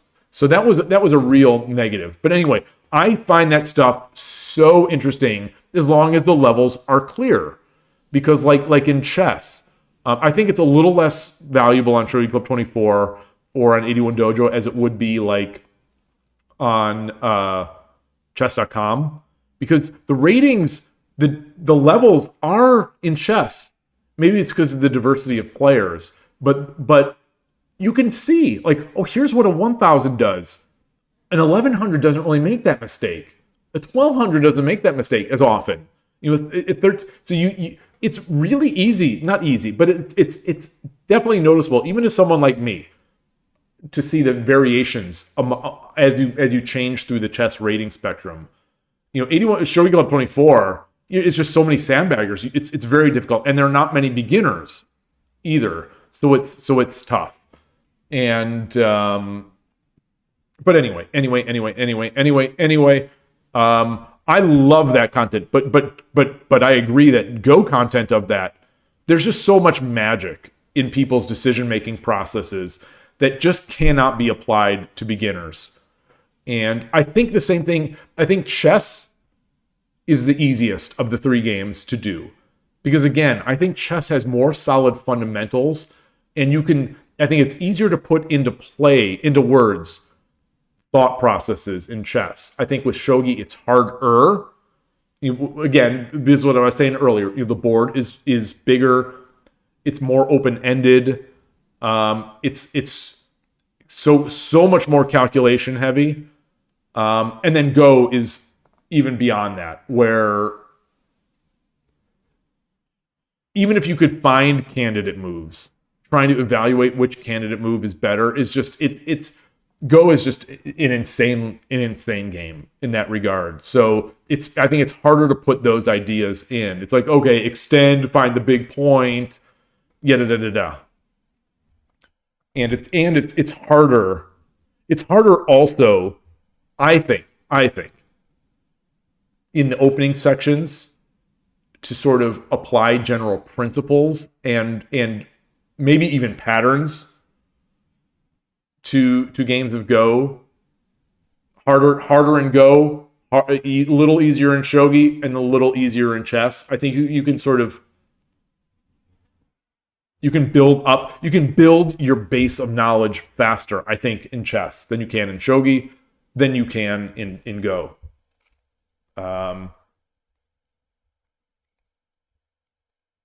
Everyone wants to have a genius brain, like I was saying today. Exactly. Well, I don't know. All I can say is for myself.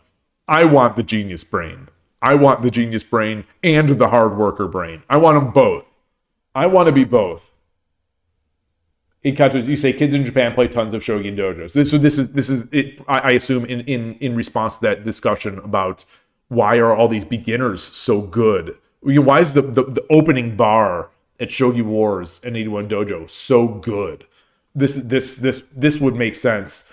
And I know that the 8-year-old that I've mentioned before that when I started playing at the East Bay Shogi Club, we had an 8-year-old from Japan who, when he left, was about Shodan-ish level, and he was very good. But anyway, when he went back, his teacher explicitly did not want him playing online as much or at all. They want to be playing there. So I think culturally maybe that is a thing. Maybe that happens more often than I'm aware of. Where the coach didn't want him playing online.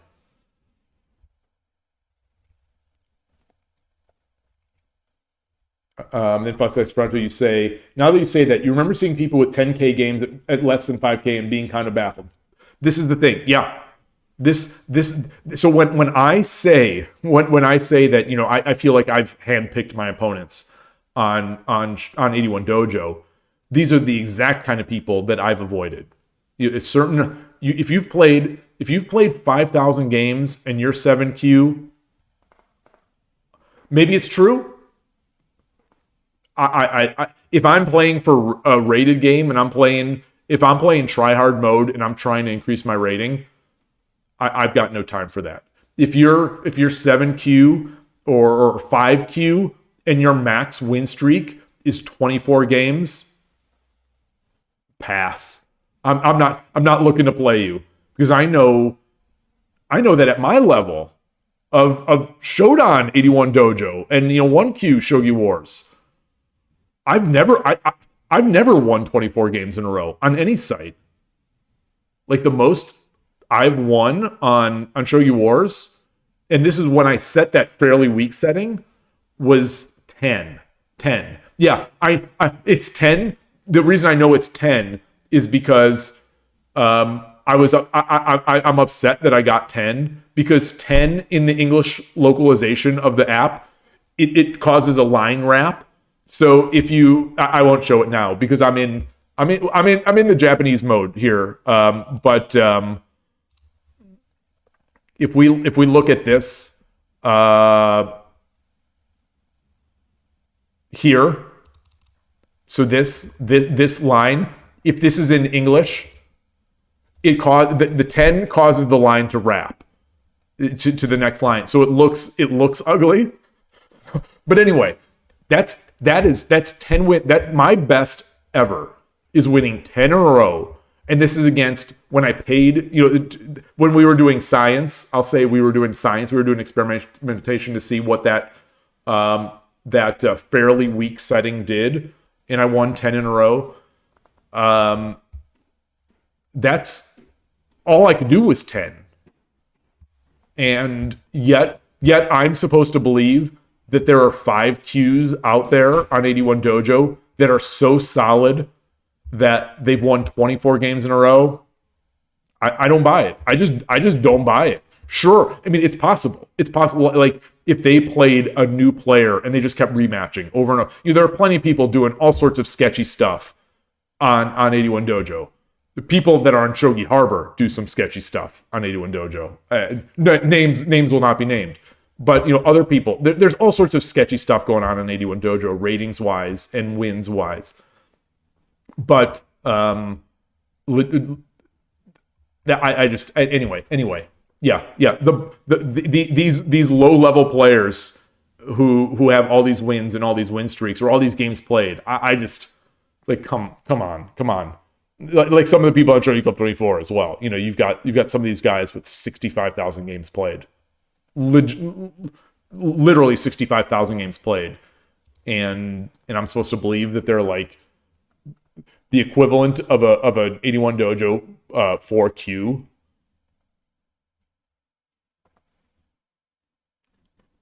And go ahead, or you say 7 to 8 Q on Show Your Wars are just the eternal 4 Qs by how the system works. Well, and that's how the thing, it becomes self-enforcing almost, where if you continue, so once that rating pool has been sort of diluted, and I think Shogi Club 24 has this at the double-digit Q range. Once it's been diluted and or polluted, I guess if you have a negative connotation to it, by all these people who are underrated, now you can't get out of that elo hell. So it becomes this pool of people who, without even trying to be illegitimate or whatever, have these illegitimate ratings. And I think the only way out of that is what some people do, which is to only play 1Qs. So if they're 7Q or whatever, they only play high-level players, so that if they win, they get that big bump. But if they lose very little. That's also what I was doing when I was ranking up on 81 Dojo, where it's like, I played some 2 Dans and I played some 5 Dans, and it's like, I can beat a 2 Dan. I won't beat a 5 Dan, but if I lose, I'm losing a point. Not even at the time, at the time that I was trying to get into Shodan, when I would lose to a 5 Dan, I was losing, a fraction of a point of rating. So, that's also a way to game the rating system, even though I don't know if it's really gaming it. It's just a function of how the rating system works. But it's unfortunate. I think it's sort of unfortunate. Let me get this back up. So Counter Drake, you say, when those kids have potential, they are picked up by pros and trained by them and inserted into the uber competitive. My thing just my pane just scrolled automatically without me reading what you said. Shoot. An uber competitive Shorokai. Okay, well unfortunately, the kid I know, he hasn't gotten put into the Shorokai yet, but he's still growing. He's still growing. I think my understanding is he's around 3 Dan-ish level. I've got my 4 wins against him, so if and when he becomes a pro, I'll be able to say I beat a pro. That's my hope. So I'm his biggest fan because I want to be able to say that I beat a pro. I can already say. Right now, my one of my major pride points of my life, which is absurd, outside of my big wins in shogi, and I don't know if I've told him this, but I've got to tell him this the next time, that one of my big pride points is that I have beaten a chess grandmaster at shogi. Sure, he was just starting in shogi, but that context is lost. I've got the win. I've beaten a chess grandmaster. You beat a chess grandmaster? Oh, yeah. I won't mention that it was in shogi, and I won't mention that he had just learned, how the pieces move. So it's oh boy. But it does feel good. It does feel good. Anytime I win over the board, it feels good. It's just the way it is. I like to win. This is something that from the beginning of my streaming days in December of 2023. I don't try to hide these facts. I don't try to hide my personality. I am competitive. I like to win. I do not like to lose. I'm not going to go nuts. If I lose and I'm feeling bad about it, I'm mostly just going to beat myself up. But it's how I've been since I was a little kid. I'm competitive and I want to get better. But the sort of kumbaya, I just want to play a beautiful game. That doesn't like a lot of people in the Go community. I think that's one thing about the Go community that never appealed to me. And it always felt weird of like people, and I still don't believe it. To this day, I still don't believe it when people say it, but they're like, oh, I don't care about winning or losing. I just want a beautiful game from both sides. And I'm like, all right, okay, you selfless, you selfless saint of Go. Okay, maybe it's true. Maybe it really is true. And I'm just too hard-hearted of a person to believe it. But I want to win. I like to win. I don't care if it's against the lowest level player or if it gets the highest level player. I want to win and I don't want to lose. maybe that's what prevents me from being good, from getting the, these things used to help in sports. I don't know if these help as much in these kinds of games. Then again, in chess podcasts, I've heard the top grandmasters say, there's one thing that sets a lot of them apart from the other grandmasters, the super grandmasters from the regular grandmasters, is that they hate losing. They hate it. They don't let it consume them. It drives them. And I want to be the kind of player, and I think I sort of am, where losing, I hate losing, but it's fuel for trying to get better. And it's also fuel for more self-loathing. But, what can I say? I've got my quirks.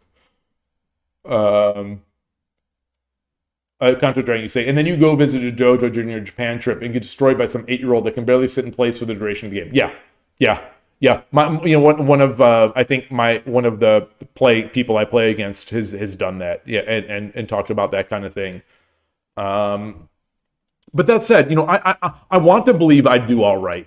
I definitely want to believe that I would do all right in those situations because I have plenty of experience playing 8-year-olds. Like, because of this kid, I have plenty of experience playing good player. I have plenty of over the board experience, and I love playing over the board. So, like, I want to believe, and we have the example of great shogi streamer of the past. Rest in peace, Nyrock.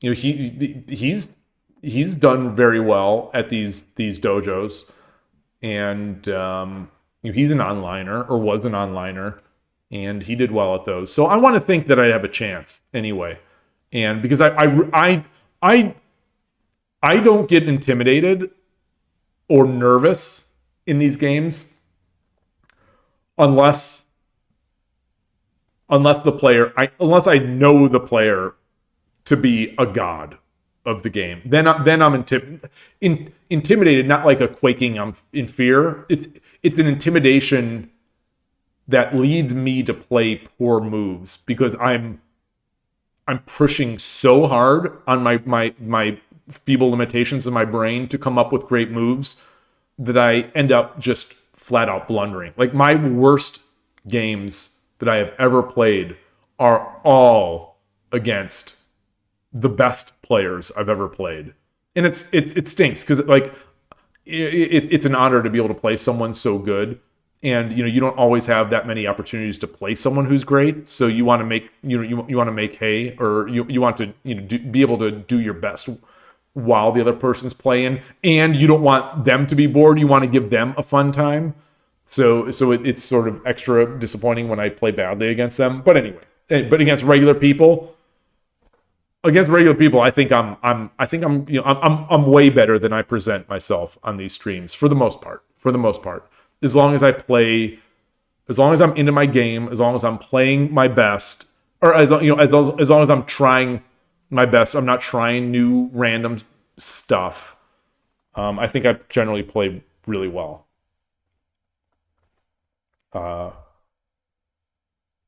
You defend slow bogeying by having faster attack. Oh, this is way back when.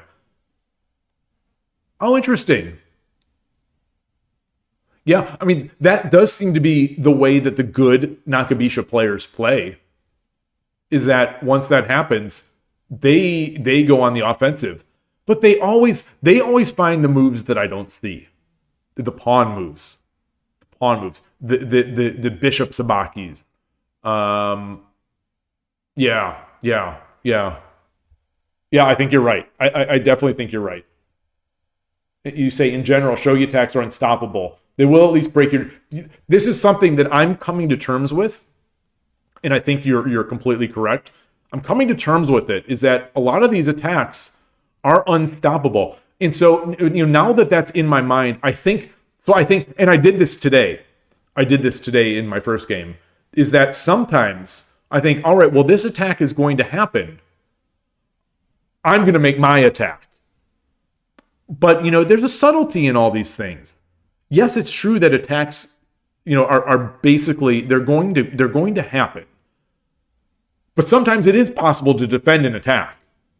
And sometimes, just because they're making an attack, my attacking is not necessarily going to be as fast as theirs. So what happened today was I tripped up. I got my trap, or I'll use the word that we've been talking about. I got my trap. I got my opening played out to exactly how I have prepared it, and then I made a mistake, a slight mistake that turned out to be a huge mistake. I think. I still haven't reviewed it, so I don't know. But then once his attack came, I went into full on, all right, I am going to mutual attack this thing, and I'm going to attack, and I'm going to storm his Mino Castle, and I'm going to win with my speed. But the fact was, I didn't have the speed. So it would have behooved me to defend there or to protect a piece there. And that's a thing. So when I'm watching very high level play, it's one of the things I love about watching high level shogi is the balance of the players moving both to attack and defense. Like the sente might be attack, then defend in the other part of the board, and then attack. It's that's one of the beauties of the game for me, is watching that mutual attack and defense dance between the two players. And I'm not there yet. I've had a few games where I've been sort of proud of in that way, but it's pretty rare. Mine is like, I'm going to attack, and if my attack is fast enough, and I'm hoping my attack is going to be fast enough. And if it is, and I find the right Yose moves, then I'm going to win. But a lot of times it's like, all right, well, I'm going to make my attack, and my attack is slower, and my opponent is good, so he's going to finish it out. Just Filippa, you say, you think the problem with learning Shogi Go as a person outside of Japan is a lack of the mentality and a deeply embedded element of the game's unfolding, the story. The story of, that's an interesting way of putting it. I think I agree with you. But that said, in terms of finding the story and the embedded element of how the games unfold, I do think you can get a sense of that by watching high-level games, or by watching and reviewing high-level games. So, for example, the thing I've talked about a lot is that every day of my life, every night, it is a routine. I watch the Urashino Ryu channel. I watch his daily video that includes 2 or 3 games. They're just 3-minute bullet games, but I watch these games. And so the story, if this is the way you're using the word story, the story of these games is becoming one that I'm listening to the story of these games, and to the point where I can retell these stories. And so I understand what is going on. I understand where things need to be. I understand how things should proceed. And I think it's really improved my play a lot. And the fact that Urashino-san, the creator of the Urashino Ryu opening, also streams, and I watch his videos, I get a sense of the sort of the ongoing evolution of the story. As these stories are being written and edited, just to continue the analogy, I am getting the benefit of that because he's sharing it. So I think these are great. And this is without my ability to understand Japanese. I think it would be even better. So you're right there. It's hard to get that story. So I am getting that story by looking at the pictures and just looking at the pictures in all these stories, or every stream of theirs or every video of theirs is a magazine, and I'm looking at all the pictures. And soon enough, like if it's a fashion magazine or something like that, soon enough I get a sense of the fashion just by looking at the pictures. I don't need the explanations, or not that I don't need them. It's like I can look at all the pictures, and even without the explanations, I can get a sense of where the world is going. And so it's been a lot of work and it's been a lot of time, but I do think that's paid off. And I think it shows that the only openings I can play are these openings that I know the stories for. And yeah, I love that comment. I love that comment. It's certainly it would be much easier if I spoke Japanese or was able to go to these other areas and watch. Go Henro, Shogi for sure. Go, I would say, has a big enough Western player base. Oh, of course, China and Korea. Yes. So this is a comment I've made this comment in the past about how I'm envious of the outside Japanese or the Western and or the extra Japan Go world. The Go world has more players. It has more clubs. It has more events in the West. It has more literature, and it has better literature than the Shogi world has. So, like, the stories can be told in the Go world, and this is based on 18 to 20-year-old experience. My experience in the Go world. I've got a lot of these Go books. Like I've said before, I love equipment. I love books. I love studying. So I have a lot of these Go books. And then this Starpoint podcast that I've referenced a bazillion times, he's had an episode where he talked about Go books, like the good Go books, or the ones he recommends, the one he owns. And sure enough, a lot of the books that he's mentioned, these are books that I already have. And they were great books then, they're great books now, and the number of books and the number of great books has only increased.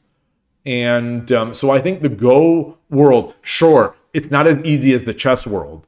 So that's the thing, is like, I think in his podcast, if I'm not mistaken, he was saying, like, we've got some English Go books, but it's nothing like the chess world.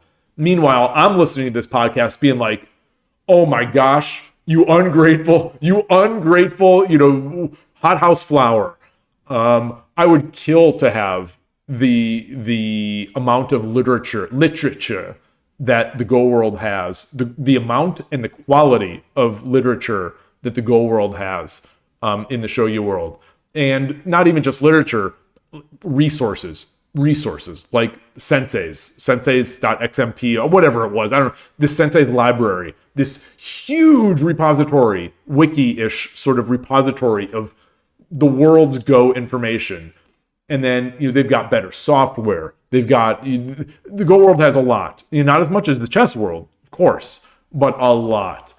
And the Shogi world is a relative pauper compared to the Go world. So the Go world has all that. If you don't speak Japanese, you can do just fine. And on top of that, the Japanese world is not even the peak of the Shogi. It's the Go world. It's Korea and China are at another level than Japan. And this is a reason not to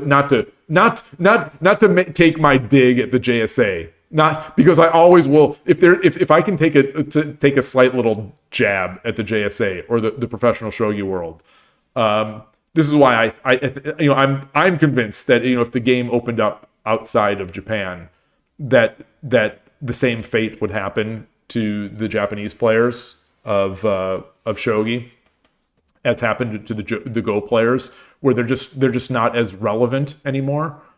But that's just because I want to make a jab against the JSA for not trying to grow outside of Japan. Transport saying Central Rook equals gimmick opening confirmed. Even when I was a Central Rook player, I'd have allowed that. I felt like a bit of a gimmick player a lot of times.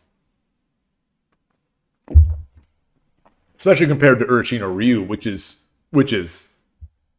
totally, which is Oops, which is engine approved. Engine approved.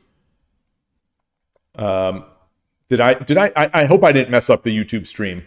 I'm trying to, I'm just trying to make sure that the chat is still loaded here, because there hasn't been a YouTube chat in a while.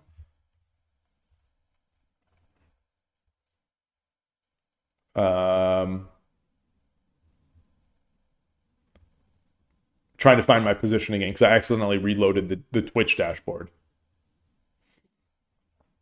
Oh man, my gosh, there's been a lot. I'm so sorry that I'm so slow.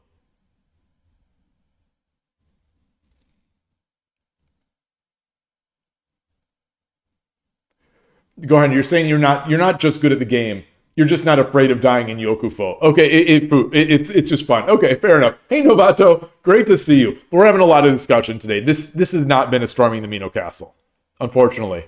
You know, I need to learn how to storm this complete Mino Castle, and we haven't done any of it. But this chat is more important. If anything, as emotional. So this has sort of become emotional support. I didn't even know that I needed the emotional support until I started getting the emotional support, but just by way of talking to you all. And even when you all are sort of ribbing me or making fun of me or goading me, I think it's still like a million light years nicer than I am to myself. So anything that isn't as bad as I tell myself just feels like emotional support. Go ahead and you say, you have a dangerous half knowledge of some lines, mostly dangerous to you. Other than that, a lot of flailing. Yeah. But I bet you're a good flailer. Like I was saying earlier, you know, there are some people who flail with venom. My flail is just like, I'm just flapping my arms around, mostly hitting myself, you know, in the process. And Buck Toronto said, the last time you got forced into Yokofu, you thought you played a smart move and your opponent panicked and sacked his rook. Oh, those are the best. When the opponents panic and they sack a major piece. But after the game, you analyze it, turns out it's Joseki, and you're in a bad position. Oh, those are gross. That's gross. So to me, I would see that line, and I would be like, okay, well then, let me just put this aside. Go back to my central rook. You know, you as far as I know, you're a central rook player. I'd say, you know, let me just put this aside. We'll revisit this opening in 6 months or whenever it is. I'm going to go back to my comfort. I'm going to go back to my comfort zone. So those are the nasty ones. So that's the like most of you probably know. I like to be in the lab. I study my openings. I heavily try to, you know, engine with the engine. I'm doing a lot of opening analysis based on what my opponents do in games. So, you know, I try to build this repertoire of, you know, I've got my opening, and then if the opponent does this, what things should I be doing? So there are some of these openings where I go down the variations, and keep in mind, you know, it's a slow process because, you know, getting up to about depth 40. You know, getting high depth on a lot of these moves and lines, and then picking the ones that I like that feel good to me, is a long process because sometimes it might take 1 minute to get to depth 40. It might take 10 minutes to get to depth 40, depending on how complex the board is. So it's a lot of time. It's a lot of energy. You know, I live in California, and I think this stuff probably is costing me like real money. But anyway, you know, I'll do that, and then 40 minutes in or 30 minutes into some of the study, it's like, oh gosh, I've got to sacrifice a rook here to make this work. And it's like, oh man, maybe I need to go back to the drawing board on some of these lines. So it's a very slow process because you don't necessarily know what the end goal is, because the engine can't tell you what its goal is, its goal or goals are. You could only just sort of follow and then pick the moves. So, you know, you see the moves that the engine says are good, and then you try to pick the moves that gel with what you are trying to accomplish as a shogi player, or what you feel that you can understand, what you feel is trickier, because the engine, you know, part of the engine's eval is there's no trickiness factor in the engine's eval. You know, that's as far as I can tell, there's no trickiness. So like, if I'm going down a line and I see I can jump the knight, or I can push the pawn, or I can climb the silver. Let's say all three of these things have an equal eval. And let's say that I understand them all, and I'm okay with them all. One of these lines might have only one response from the opponent. And so those will be the ones that I'll pick.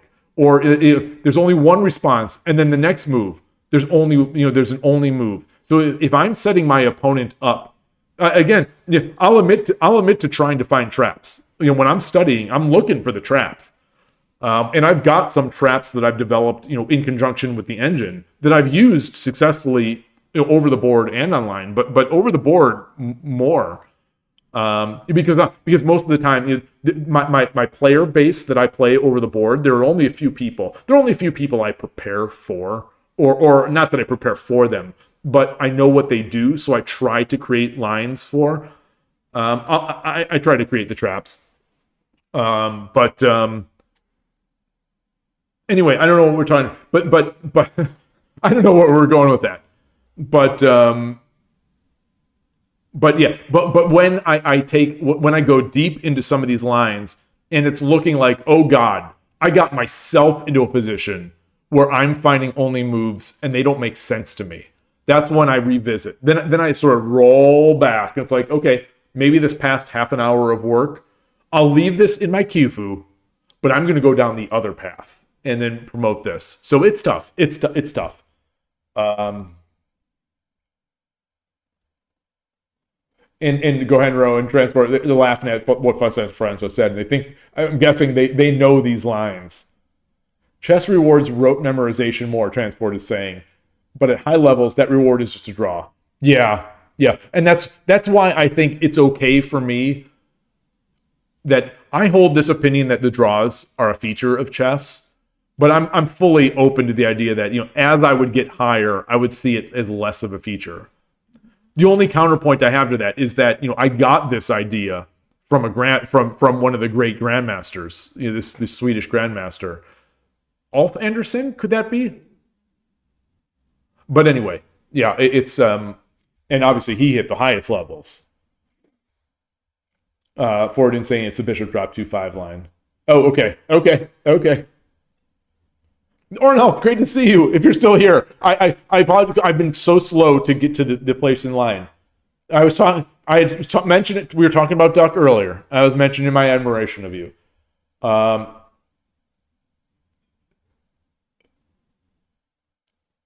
You say, Coach, not a fan of the new style, grinding online blitz until GM. Yeah. So when I hear, I don't know if this is a response to talking about the kid in Japan whose coach is telling him not to train online.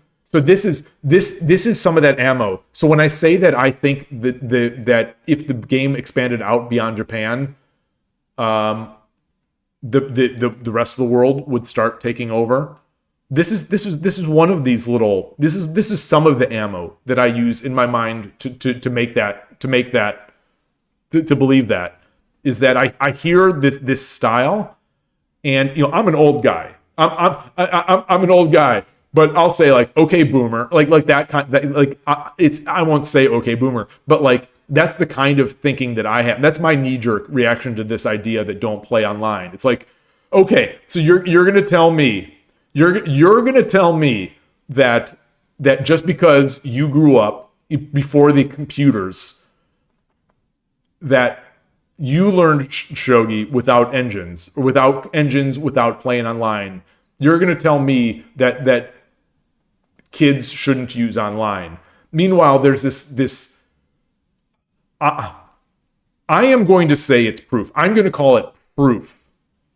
But I'll just say there's evidence. There's a lot of evidence from the chess world that playing online, playing fast games, playing a lot of online fast games is making chess beasts at an early age. So this idea that people have to do the old ways, I don't buy it. I may be old, but I feel like at least I'm not stuck in my ways. because I think the overwhelming evidence is that playing a lot, possibly studying your games, but playing a lot and playing fast are tremendous resources that will make the kids better than previous generations. So I think I'm not going to tell the mom of the kid. I'm not going to launch into my theory of education, to the mom who's telling me that his teacher is having him not play online. But I'm sitting there thinking in the back of my mind, this is bad advice. This is bad advice. I'm just judging things I don't know.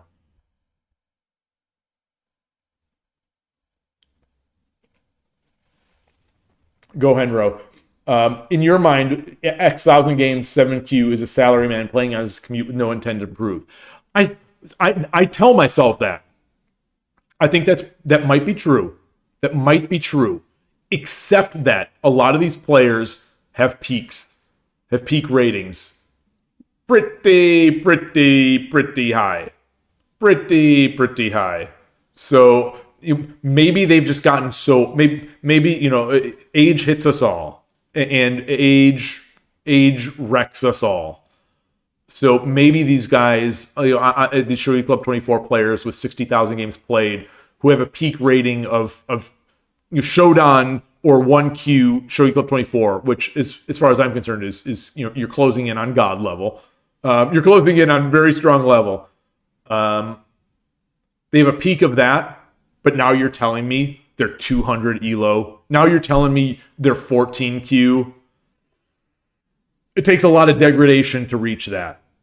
And especially since, I'm playing these guys, some days they're gods, some days they're not. Maybe it's just, I don't know. I don't know what to make of it. Maybe they're cheaters. I don't think so.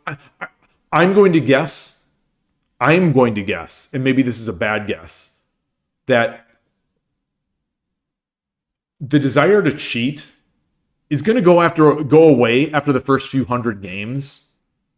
Like, I can't believe there's someone out there cheating for 60,000 games. They're playing on Shogi Club 24 and they're playing 60,000 games, and they're like, before I start playing, let me get out my engine. I don't think those guys are going to be cheating. So I dismiss that. And so in the end, it's just like they're throwing some games, they're inting. I don't know. I don't want to think too much about it. But all I know is that these players, some of these players, these epic sandbaggers on Shogi Club 24 have extremely high ratings, peak ratings. And then extremely low current ratings.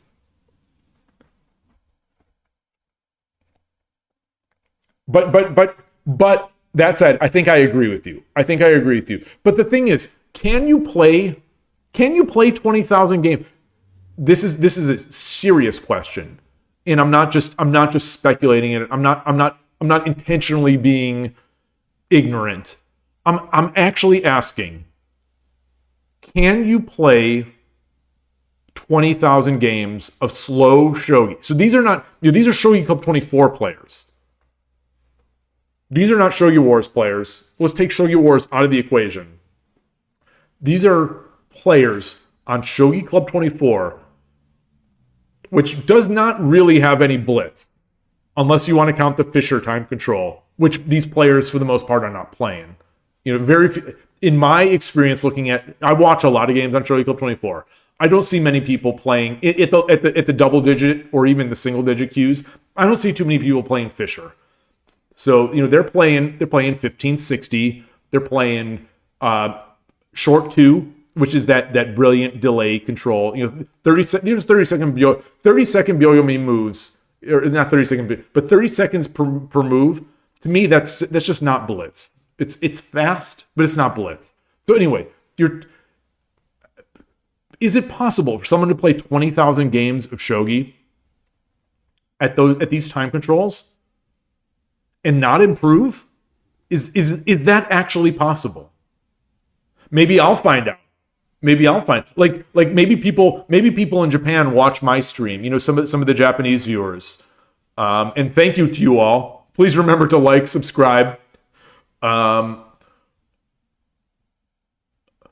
they watch my videos and like, this clown, this baka, you know, this idiot has played, he streamed, this idiot has streamed 3,000 games of Shogi, and he's still just 1Q on Shogi Wars? How is this possible? He's trolling.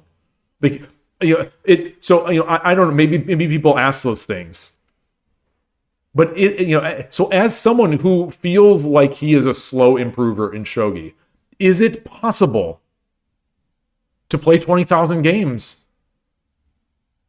of slow Shogi and remain 14Q on Shogi Club 24? Is that possible?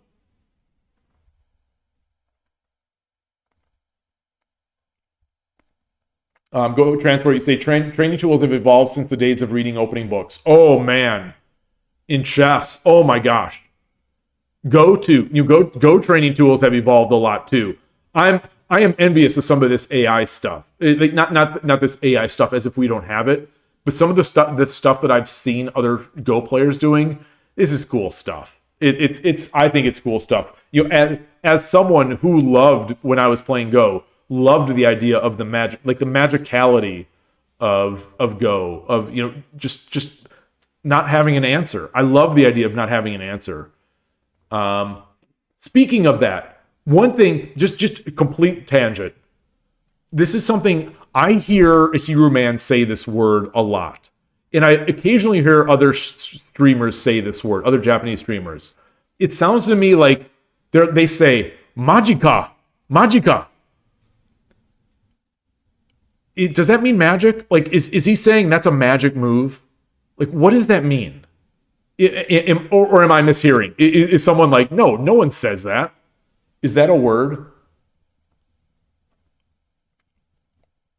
Yeah, exactly. Transport. No offense to storming the Mino Castle. Oh, I know. I feel, as much as I love this book, and it has helped me improve, and I am eternally grateful for Nekomado and Kaneko Sensei and Richard Sams, the translator. I feel like a Neanderthal. I feel like, you know, compare as a Chessable and Chess.com and Lichess nerd. I feel like I'm a complete Neanderthal trying to build a fire, you know, with sticks as I'm doing this. I really do, but it's the best I've got. It's the best I've got outside of the way I do my opening preparation. Let's see. Oh, forward. Did you say you got to run? This is at 3:29. Oh, I have timestamps in Twitch. How did I just not notice that? Well, anyway, so we're 30 minutes behind in chat. Let me try to keep this going. This parade, you say a winners are in. Thank you for the comment. I don't know what that's about. 35 minutes ago, you said a win is a win. Well, greetings if you're still there. Magic based. Good to see you. Good to see you. Great to see both of you.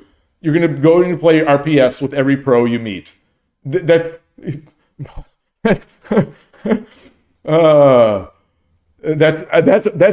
reference to an old thing. Wild Type, you say you would like to win, but also like the handicap to be set properly. Oh, no handicaps. We're not okay. So we're already so delayed. I'm not going to talk about handicaps. Do not get me started on handicaps because I'll be going for another hour. Go ahead, Henry. You're into dirty, grindy Go games. You like to win those, and if you lose, your opponent has to sweat for it. So you're the kind of player that in Shogi is the kind that I admire, and the kind that it's tough to play against, and this is the kind of people that I say, this guy's just good at Shogi. This guy's just good. The people who can grind. So I'm not a grinder in Shogi. It's not because I'm not trying to be. It's not because I don't have the mental mindset to grind. I would love to grind. I just suck. I just can't. when I try to grind,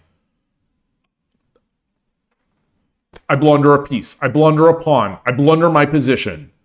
It's just, I'm just not good at grinding. I'm trying to grind. I'm trying to outlast the opponent. There's the Ben Feingold. I'm not a Ben Feingold guy, but I know that from a book I read, I can't remember what the book was, but he talked about how Ben Feingold had told him the secret to chess is to play every move as if you want the game to not end. Like, that to me is sort of the grinder mindset. I'm trying to do that. If I try to do that, I can try to do that in Shogi, and I do try to do that in Shogi. Just this Tuesday in those two games, because I got into Urshin or Ryu countermeasures. I was trying to grind the slow game. My position just collapsed. It just eventually collapsed because I can't grind. I'm trying. It's not because I'm trying to rush. It's not because I'm impatient. When I try to grind, I try to eke out small advantages, or I try to maintain equality, I inevitably make a mistake. So I envy these people like you who are grinders, because I think that is a skill. That's a skill that I think a lot of grinders don't realize is a skill. To be able to play moves and not collapse your position, I think is an understanding skill. That's a skill that I do not have. I think that's a visualization skill as well. It's like a whole board. It's an understanding of the game skill. Like, when I win my games, I'm winning because I have my traps. I'm winning because I have my lines that I know. I'm winning because I've got plans that work out. But it's not because of a strategical understanding of the game of Shogi that I think a lot of these grinders have. In Gardner, you say actually Shogi games as well. Well, I assumed that. Yeah, I mean, I jumped into that. Counter Dragon, you say you were doing good against adults. It was just this kid that run you over. Okay, so I think a lot of that also might be some mindset. Like, I think I am very good at playing kids because I had so much experience playing this other kid and getting run over by the kid and understanding how the kids play. The kids these days. So I feel, but it could just be a small sample size. But I feel like I also have a lot of confidence against the kids now, because I believe. So it's like I tell myself I know how he's going to play. He's going to play fast. He's not going to think. He's going to make quick attacks, and so inevitably the kid does that. Like, he's not going to be patient. And so I am able to win those games. So I reinforce this belief I have in myself against kids. But like, if I got a couple kids back to back that had these crazy solid games, I think I'd start doubting myself. But as it stands, I still I have this belief. Affects Toronto. You say you've seen some crazy computer games lately where they're just constantly dropping pieces back into their castle to defend. Those are hard to understand. I've seen those as well. It's hard to understand. It's hard to understand for me. I mean, following these Shogi engine games is an art in itself, and trying to find out and come up with ideas and then trying to apply those ideas is very difficult. In contrast, you say, once again, Go is not a Japanese game, it's Chinese. JPU is never a primary nation. Well, I don't agree with that. I don't agree with that. And actually, on the Starpoint podcast, they were talking about it. Actually, I think this past episode, where yes, it was not created in Japan, but the Japanese are the one that elevated the game, and for a long time, Japan was the central power. It was the power in Go. That's what he was saying. That's always been my understanding of how Go people felt. Is that it's a Chinese game, but Japan is the people who elevated the game to something more. And I mean, that's why a lot of the words come from it, a lot of the etiquette comes from it. It's not a Japanese game, but in large part, it sort of is a Japanese game because they were so influential in the development of the modern game. And then Korea and China, took over.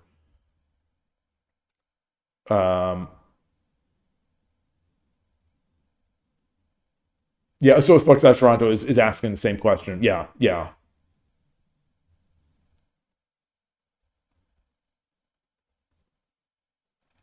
Yeah, you had to go to Japan to be something, to be, in the Go world. Like I guess at some point, sort of like theater in New York.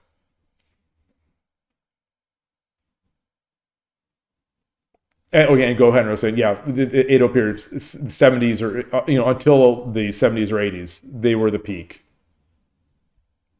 and the cultural influence of the game, I guess.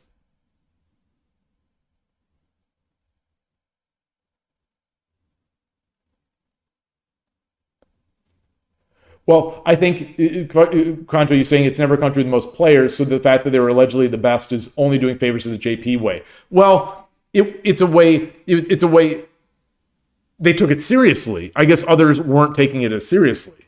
I mean, that's I think the thinking there is that it's doing them favors, but they didn't adapt. They didn't adapt to sort of more modern approaches, and that's why they fell by the wayside. And my contention, my ignorant contention, is that if Shogi expanded to the rest of the world, the same would happen in Japan. The same would happen to Shogi. Like I've said, and this is I'm not saying this in any way to be confrontational, and I'm not saying this in any way to be even like negative, but like I still stand by this idea that, like, with chess, which is a world game, there is a very good chance that if we expand the universe, if we doubled chess has a billion players, let's say.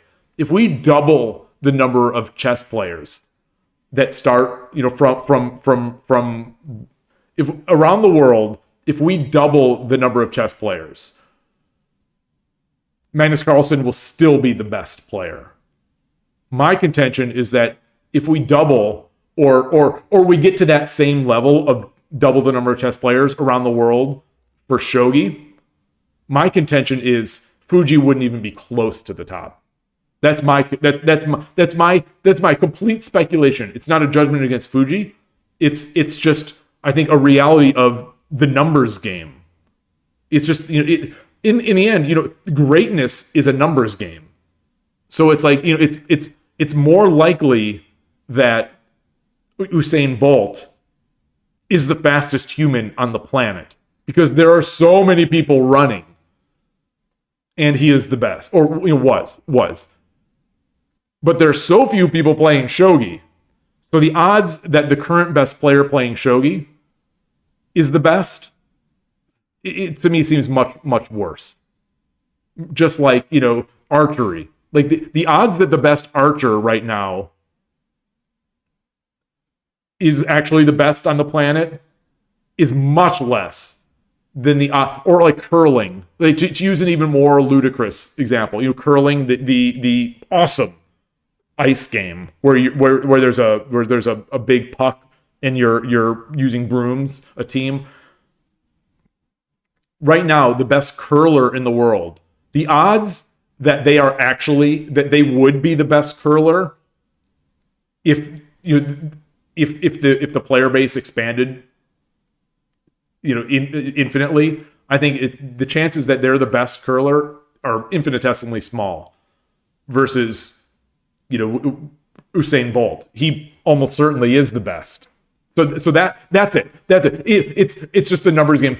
We've talked about this before. I know some people disagree. I know some people do agree. But regardless, I don't know. We're just talking about that because of the Go. I don't want to make that like a point of contention, because I think people take that as to mean to as an offensive take, and I apologize if it sounds like it is. It's in no way it is. It's just, to me, it's just a mathematical reality that that one way of approaching the growth there is one way of approaching a topic, and it's only in one small area that is producing the best, I think it seems impossible almost to me. Anyway, there is a comment on YouTube. Oh, Shogi, great to see you. It's hard to play that way when you're relatively lower rated, though, because it takes being able to read your opponent's threats and knowing how to defend against them. Oh, we're talking about grinding. It really is. It's very tough. It's very tough. But people at my rating level, there are people that I know both over the board, and online at my rating level, at my online rating level, that seem to be much better at this than I am. Because it seems like so much of my wins are due to opening prep and shenanigans and luck, if for lack of a better word. So talking about Go. Yeah, Chinese invented the game, but the Japanese developed all the advanced strategies. Yep. So you still think when I make this argument. When I talk, so you're saying about that you don't agree. You say no way. You agree with the other pros, but Fuji is special. So this is actually, I wouldn't have even, if I would have known you were there, I wouldn't have even said any of this. I wouldn't have broached this subject because I know that you feel strongly about this, and I respect your opinion so heavily on it. I just think it's an impossibility. I think it's almost an impossibility that you're right. That's just. I just think it's a numbers game. I think it's a numbers game, and I am very much. I just don't buy everything the way that I see the JSA handling this. I just don't buy that it's effective. I just, when I see how chess and sprinting and all the way that the world handles all the other major sports in games. I just don't believe that this JSA approach is the way to produce the best ability. So this is in my mind sort of a judgment against the number. This is a numbers game discussion, and it's a bit of me being an idiot, but sort of not believing in the Japanese approach to growth in the game. That's it. Like Keeping a game isolated, I think, hurts the development of a game versus opening it up. That's all I'm saying. Like I still think we would get, but again, we've had this discussion, and maybe it is that Shogi is as complex as it is. Maybe it doesn't have as much ceiling as a game like chess has. I don't know. Now I'm speculating about other things that are probably wrong. Now, but that I don't even believe. But like, he's still winning. He's still winning, but he is losing some. And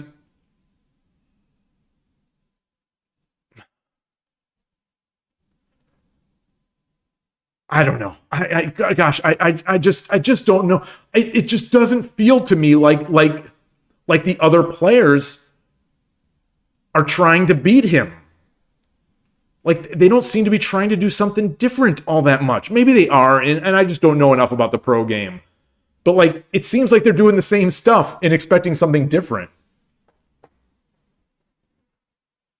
Like maybe if there was more prize money, people would be more, I don't know, creative. I just don't know. I just don't know. I really don't know. So I shouldn't even say it. But like numbers wise, I am like my main argument is that numbers wise, I just think it's a virtual impossibility that he's the best player.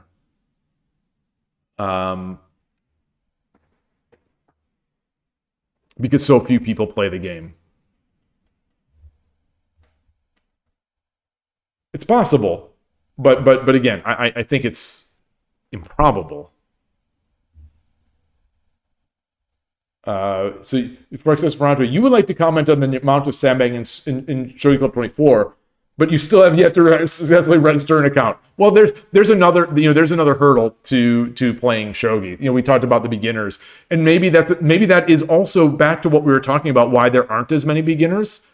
The hurdle, the barrier to entry in the shogi world online is, I don't want to say so high, but it's awfully high.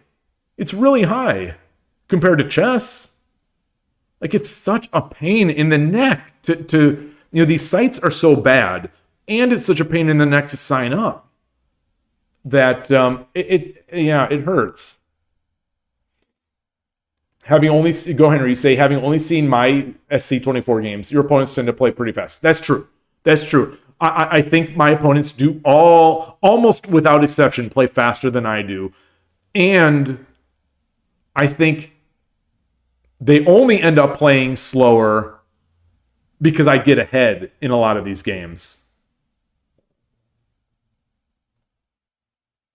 So, yeah, you're right. So if they are playing each other, their 15, 60 games probably go pretty quickly. And that usually is what I see. Because like I said, I watch a lot of games on Shogi Club 24. I love the site. I love the look of it.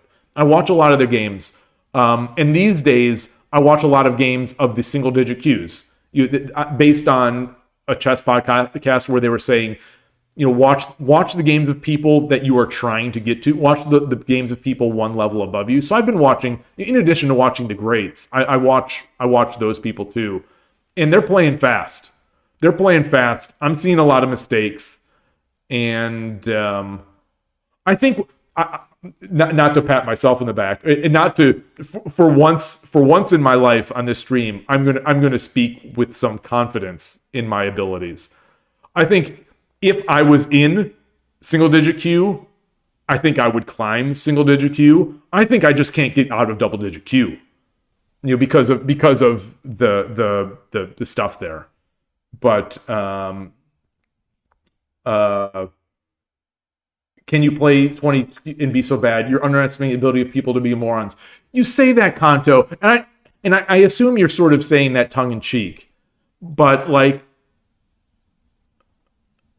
maybe you're not. But people. I don't think it makes you a moron. But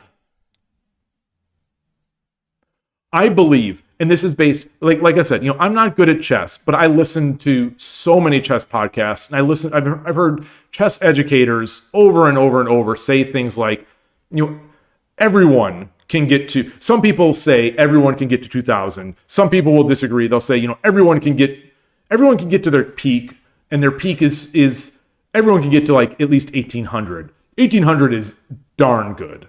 1800 is better than Shogi Shodan, better than 81 Dojo Shodan. And so without learning disability, obviously taking out the exceptions of sort of learning disabilities, but they say that everyone with enough time can get to this. So I want to say, I believe that. I believe that. And so it's hard for me to understand how someone could play. They clearly must love the game enough to play 20, 30, 40,000 games of Shogi on Shogi Club 24. But to be 14Q, to be the lowest Q level on the site,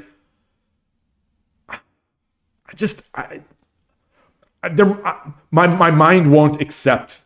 My mind won't accept that. My mind won't accept it. And Transport, you say a lot of people don't care about improving, they just want to play. But surely you're going to improve by playing, like the patterns, the pattern matching. I'm certainly not a shogi educator, and I'm obviously not a chess educator. So some of these educators out there would have so much more experience in this. And you're a chess educator, Transport. So you know, and so I have to trust your experience. And defer to you on that stuff. GM Sir, great to see you. Wait, why have my timestamps gone away? I just said that I saw timestamps, and now my timestamps are gone. So I don't know when this message is here. I hope you're still here. Great to see you. You say at least is, and so everything you say about chess, I am taking as the Bible. At least as far as chess goes, some people who love the game, have put countless hours in, but are forever stuck at the point of making too many bad oversights to move past beginner level. Okay, well, so like I said, everything you say, I will take your word in chess as the gospel. As a chess educator, I have to believe it. But what does that mean? What does beginner level mean to like? Do you actually mean beginner? So these people might play 20,000 games, 20,000 relatively slow games, and still be losing in the opening or blundering pieces, beginner level in chess. I don't know if you've been here when I was talking about this. So my nephew and son are or were both sub 1,000 elo. I'm above that. I don't know where I am. My guess is I'm somewhere in the 1,400-ish range, based on who at chess clubs, based on who I've drawn, based on who I've beaten. I'm guessing I'm somewhere in the. I've never played a USCF tournament, a USCF rated tournament anyway, so I'm not good, but I'm better than 1,000 elo. And so I've watched my nephew and my son play a ton of games on chess.com, and I've watched their games and tried to help them out. And they've been, in the 200-ish elo range to the 800-ish elo range on chess.com. So I've watched a lot of their games. This is also why I say that I think the cheating problem is overblown at the low levels on chess.com. People talk about that there's so much cheating going on at chess. I have watched and reviewed a bazillion of their games, of these sub 1,000 elo players. I have never once thought they were being cheated. Anyway, ignoring that. I see their games, so I know how what wins and loses their games. And just like Urashino Sensei says in Shogi, that Shogi is a game. He jokes that Shogi is a game about capturing rooks. At that level, at least on chess.com, a lot of these chess is a game about capturing queens. And my guess is if you've played 20,000 games of chess, you're not going to be blundering the queen. You're not going to just be bringing the queen out and getting it, and you're not going to bring it out into the bishop diagonal. I have to believe this, right? How are you playing 20,000 games and still hanging your queen in the first 10 moves? Something just doesn't. Maybe it happens.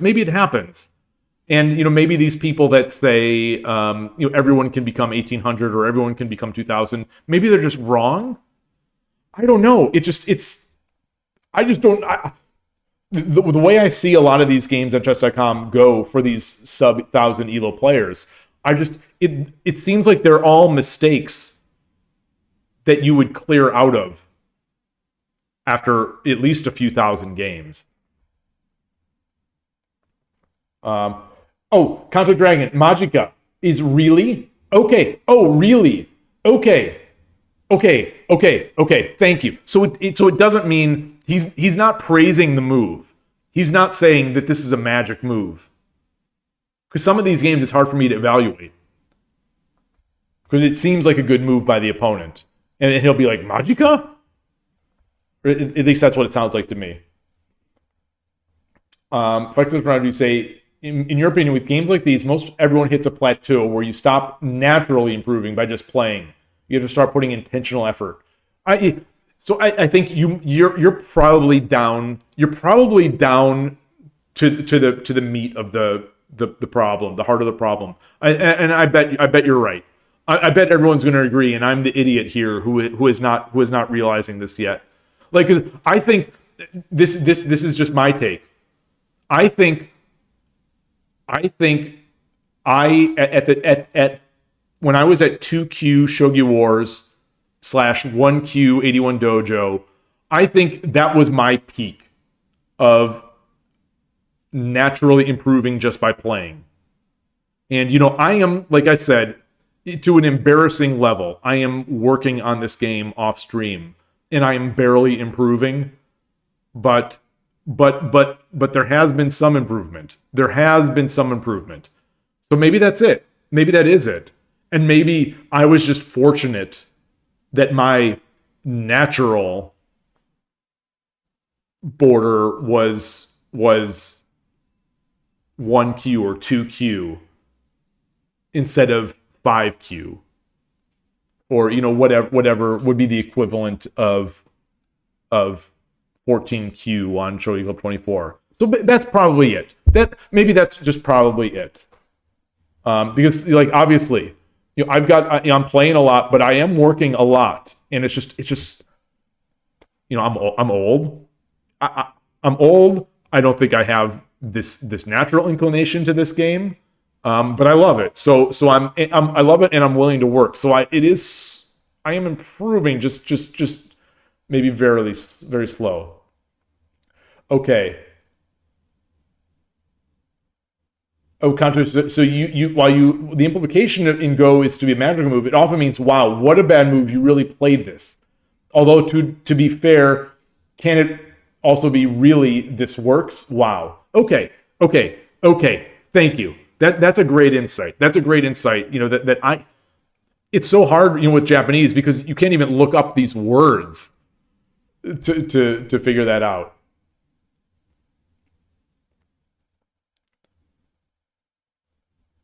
You're still yet to see a chess player that can regularly calculate mate in 10 even. Well, mate in 10 is shogi mate in 19, right?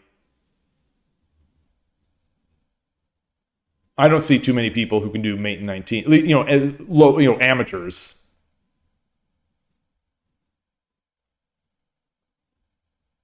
Well, so Kanto, you're making a fair. You say, I say I don't follow the Shogi Pro world, but I have multiple people that follow both chess and shogi pros that tell you Fuji destroys Carlsen. So and I'll stand. I will die on this hill. I will die on this hill. You're right. You're absolutely right. But I will die on this hill. It's to me it's a numbers game. It has nothing to do with even shogi. It's like if someone a game that I don't know anything about. If someone said, I don't know. Curling. Again, the curling example. If someone made an argument that the current best player in curling is the world's best, I'm just gonna call shenanigans. I don't know anything about curling, but I'm gonna call shenanigans. That doesn't compute to me. We just don't have the sample size to be able to say. To me. And so the little that I know of the Shogi Pro world makes me even think more that it's unlikely that Fuji is, because it seems to me to be a very isolated. Because it seems to me like they are not trying to grow the game, which is detrimental to growth. So anyway, I say all this stuff in the least offensive possible way. To me, it's just a numbers game. And it's nothing to do with the people. It has nothing to do with anything other than just the numbers game and what I perceive to be the approach to the game. And then go ahead and you say, you feel it's not just a numbers game. It's also about opportunities being ingrained in the culture. In Go, you think Japan got outclassed, since in Korea and China, Go was a thing for a long time, not just professional. In the West, the level has been rising for the last 100 years or so, but it's still far away from the top.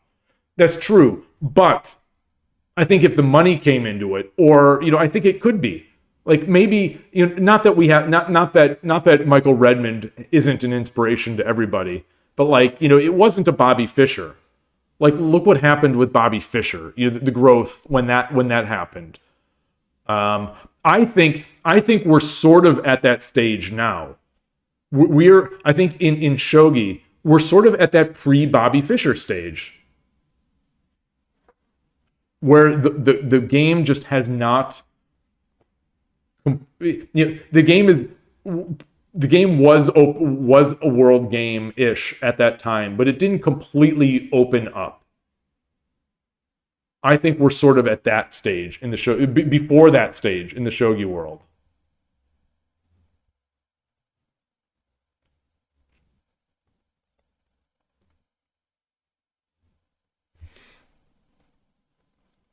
Well, you're telling, so Kanto, you said, King Carlson calculate chess mate in 25 in 5 minutes because Fuji literally found mate in 49 in 10 minutes. Calculation wise, Fuji eats Carlson for maybe, but maybe that's just maybe shogi is just easier. Maybe shogi is. I mean, I am open to the idea that shogi is an easier game to appear to be a calculation monster at. I don't know. But the thing is, these are relative. It's. I think that it's just that if nobody is in the chess world is able to find mate in 25 in 5 minutes, then that means it's too hard. That means it's too hard. Because more people historically, orders of magnitude more people have played chess and have made chess a part of their life than shogi players.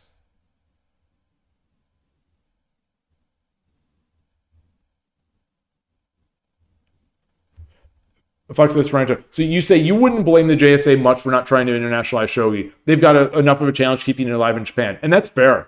That's fair. That's fair. I mean, I think there are multiple ways to approach that discussion. Where some people would say, and it depends again what the goal is. It seems to me the goal is not growth. The goal of the game is not growth. It's to maintain their existing financial relationships and to keep the game as sort of culturally. It's a cultural thing. It's not just a game. It's a cultural thing, and I think some of that cultural value would be lost. I don't know how people feel about sumo. Like I say that, and I'm not saying because I'm leading the discussion anywhere. I honestly don't know. Has the essence, has the sort of ineffable, it has the beauty of sumo and the cultural impact of sumo. Has it lessened? Has it lessened because Mongolians are winning everything? Like, because has that ruined sumo for a lot of people in Japan? I'm asking. I don't know. I don't know one way or the other. There is something to be said that, like, the goal of a game, like especially if it's a cultural game, the goal isn't to find the best human on the planet. It could be totally fine to be like, this is our beautiful game that is a piece of our cultural history. And we want this game, the beauty of this game, to be preserved for tens of generations. And I would say to that, I support this. That's a beautiful idea, and I understand it, and I support it. If that's what you believe, I 100% support you. And so if a Japanese person or if the JSA said, you know what, we think if we opened the game to the West, ignoring this possibility that Westerners would become better than the Japanese at their own game, like the Mongolians have become better than the Japanese at sumo. Ignoring that possibility, I think you could say that some of the beauty and class and culture of shogi would be lost by having Westerners involved. By having Westerners come in there, not sitting seiza, demanding better time controls, demanding that this fiasco, as far as I'm concerned, this utter sheer fiasco of multi-day games, Westerners would not tolerate that. I think that would go away. The title, the ordering, the ordering your lunch and pulling out your wallet in the middle of a title match, that stuff would go away, if it became popular on the world stage. And something would be lost. Something beautiful would be lost. So I understand. I would understand it. I'd understand it and support it. So I understand that, like, when Japan or the JSA says, they want to grow shogi in the West, they mean it, but they don't really mean it. Like, they really don't mean it. I don't know what, like, I'm not going to speak for Madoka, this person who's been working tirelessly to bring the game to the West and has helped, the only Western shogi pro who's ever lived. This great person. I'm not going to even guess at her intentions. But results-wise, it does not seem like they want it to grow in the West. There's no commentary. There's almost no materials. For all these reasons we've talked about in the past, it's the sending a pro to a Western event thing. It's almost like a pat on the head. It's like, oh, this is cute.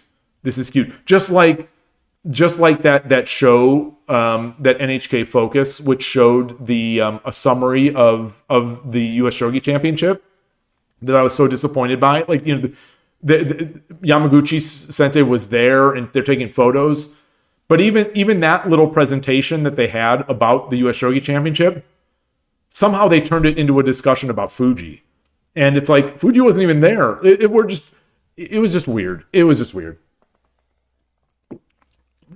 But anyway, like this, I say this with honest to goodness, deep in my heart, love for the game, the people who play the game, the culture of the game.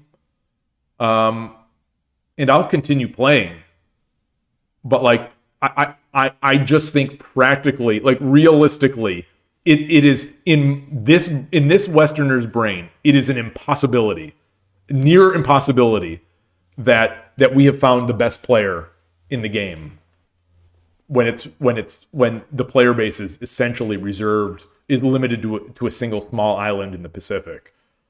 But anyway, I don't know how we got onto that. Anytime I talk about this discussion, I'll use the word regret because I don't have a better word for it. I never regret anything. I live with no regrets. I think that people should live without regrets. Don't look back and regret something that you've done. Just work harder to improve as you go. But I'll use the word because it has this meaning of what I'm trying to accomplish. But I come out of these streams thinking like, maybe we shouldn't have talked about that. For one thing, it's very hard to express my true sentiment and understanding of what I'm saying into words that are coming out of my mouth, spur of the moment, with no editing.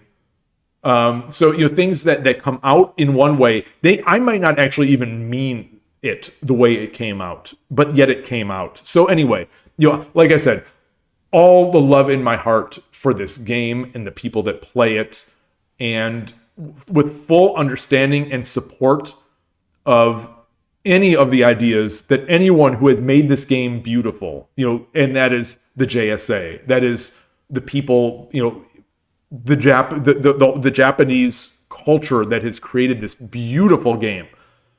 I love it. So that's it. So enough caveats and stuff. Conto Dragon, you say, what do you mean Westerners wouldn't tolerate multi-day games? We love that stuff. Made it so easy to cheat. Exactly. I mean, you're getting to my point. Is that like the chess world, which I'm going to say is Westerner, but it's chess is not just the West. Chess is everything. The world champion was Chinese. Obviously, it's not a Chinese game, but the world, I was going to say our, as if I'm a chess player. The world champion was Chinese.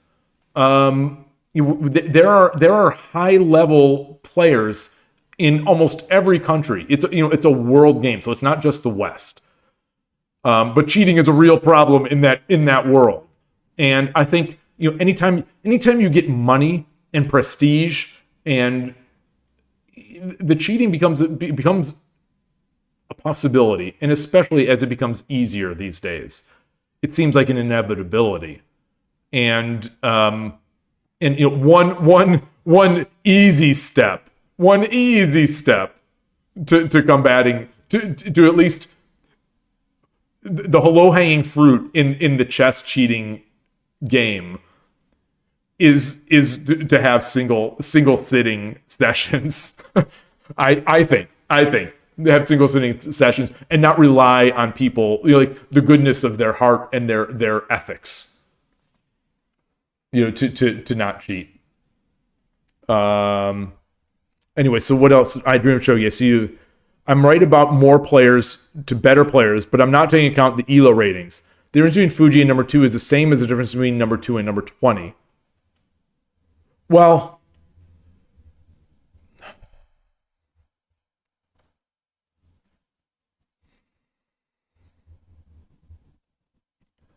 that's fair. That's fair. That's fair. That's a point in favor of what you're saying. I discount it just because there's still more than 10x the shogi players, and there's so much more money. Well, there's not so much more money. There's not so much. There's a lot of money in shogi. There's a lot of money in shogi currently. That's a good counter. It's a good counterpoint, and I give it to you. I don't. To me, it's not enough. To me, it's just not enough.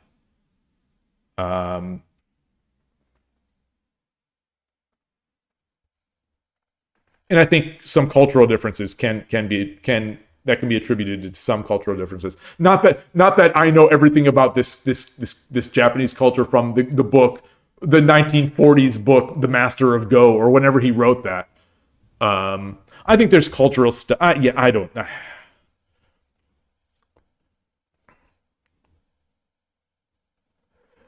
You say, I'm assuming that if they wanted it, that it would happen. They just have no clue how. This is in terms of making the game more popular in the West. That all 3 pros you talked to at the US Champs last year didn't know who Karo Nakamura was. Yeah. Well, and that's...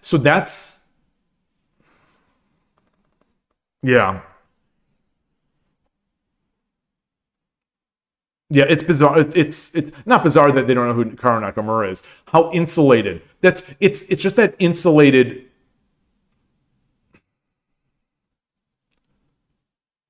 That insulated nature of the game that makes me think it's just not going to produce the best. Good to see you, Yuki. Thanks for stopping by.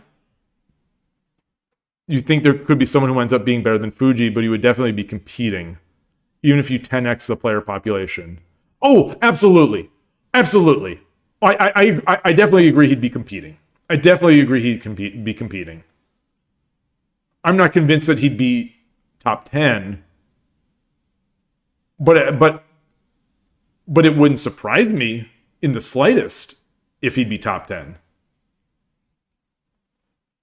Because I think once the other players, once a Fischer comes, I think that's going to just I think the Japanese world would skyrocket.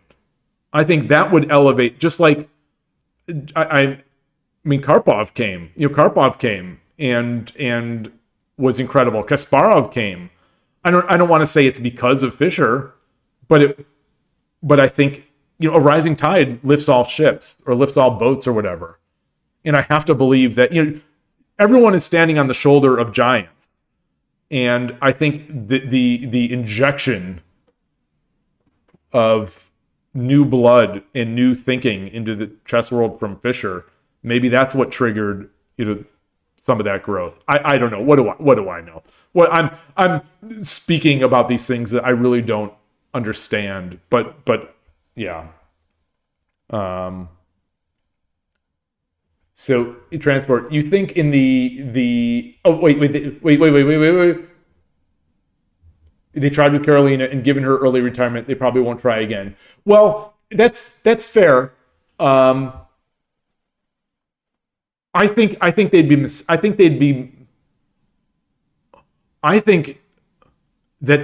the success of that experiment should trigger more experiments.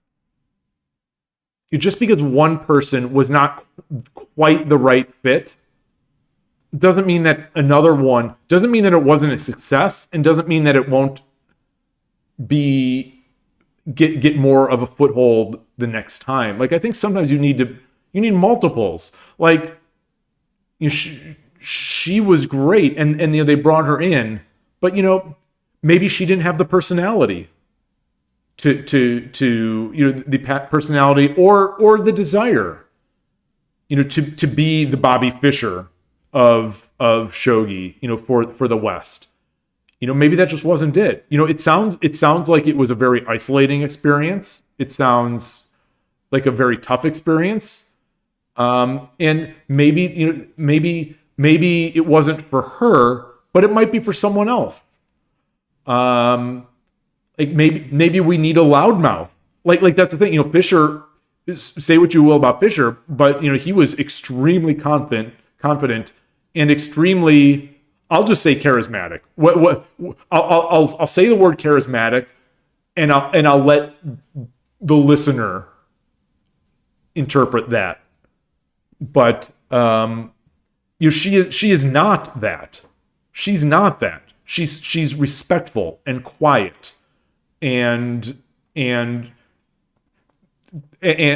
respectful and quiet, as great as we all love it to be.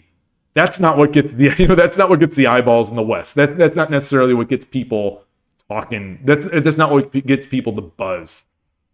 The Michael Jordans versus the versus the Robert Parishes. I don't even know what kind of analogy I'm trying to make. These larger than life personalities that burst onto the scene and almost demand your attention. Like if Shogi Dad became a shogi pro out there, I would demand the attention with ridiculous things and arrogance and I don't know. Smiles. I would smile, which is something that it seems like is just not a part of a lot of that shogi culture. I think you need in the West the characteristics that endear, I think, some of these pros to the Japanese audience don't endear them to the overall Western audience. It's just a cultural difference. And so, having a clown like me up there, or someone who's going to be up there with a little swagger and a little bit of laughing and smiling, I think that would make the Japanese players hate him, but it might make the West take notice. I don't know. Like, I don't know. I don't know if not to be talking about sumo again, but the newest Yokozuna, Mongolian, Hoshoryu, he's got a swagger. He's got a major swagger and a major, as far as I'm concerned. And it sounds like other people call him jerk too. But one person's jerk is another person's gentle giant. That's a judgment call. But I don't know if the sumo world, the Japanese sumo world, loves him or not. But he's got that Michael Jordan look. To me, looking on, where he knows he's the best, and he knows that he's the best, and he's gonna let you know that he knows. And that's the kind of thing, like, Magnus Carlsen has that. Magnus Carlsen totally has that. Hikaru Nakamura totally has that. Fabiano Caruana doesn't quite have that. And as a result, I don't think he has the same following as Magnus Carlsen or Hikaru Nakamura. That kind of thing. Ding didn't have that. So Ding didn't have the same sort of following in the West. Not just because of his personality. He also didn't play like a champion should play. But I don't know. I don't know. Maybe he was the perfect. I was going to say maybe he's the perfect player to get China's scene going. But I don't know if that happened. Like I was. You always hope that, like, how great would the chess world be now if they just injected all these Shang-Chi players now into the chess space base, not the chess-based software. Anyway. You think in the fancy dream world, Transport, where 8 billion people play Shogi seriously, there could certainly be someone stronger than Fuji. But you could say the same about any sport hobby. And that's exactly it. That's all I'm saying. And I think it's true. I think it's true that you could do it with any, just like with chess or with running. You could definitely say that if every human, if running was the peak of our civilization, and every human sprinting, and every human set out from the beginning with ultimate rewards to become the fastest 100-meter sprinter in the world, it's possible, maybe even likely, that Usain Bolt would not be the best. It's possible. But it's more likely, I think, that he is the best than the current best curler is the best. Curling, which has a tiny, tiny fraction of the players, of sprinters and runners. It's to me, it is an impossibility that the best curler in the world would be the best curler in the world if everyone played curling. But it's a possibility that Usain Bolt would be the best, the fastest human if everyone had started from there. So that's it. It does make you wonder how many people would have to play Shogi to expect 50-50 odds of a Fuji player showing up. That's an interesting math. That's an interesting math and probabilities question. Yeah, it's probably more than double.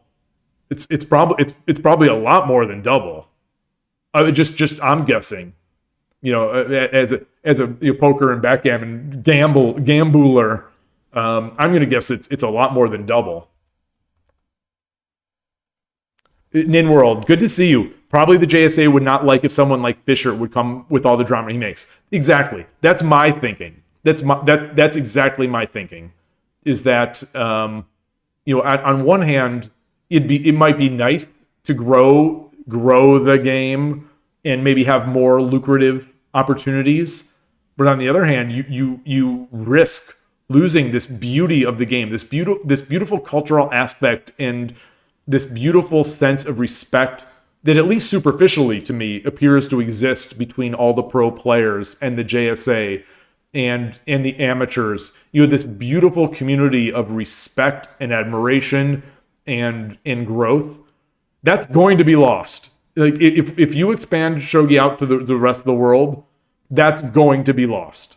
I have zero doubt in my mind. You're going to get Hans Niemanns of the world playing Shogi. And you're going to get all these jerks, and you're going to get cheaters, and I still believe there are cheaters in Shogi. So I'm not willing to say that there are no cheaters, but like, you're going to get this stuff, like these things that they can pretend are not issues now.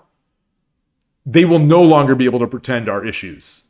If as soon as you get one Bobby Fischer in Shogi, all this ends. I think all this ends.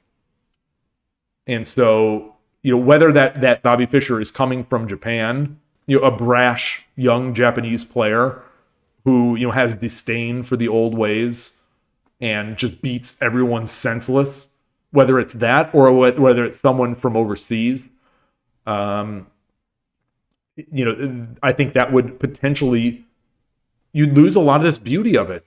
And it's like, this beauty of the game has come across the generations and across the waters,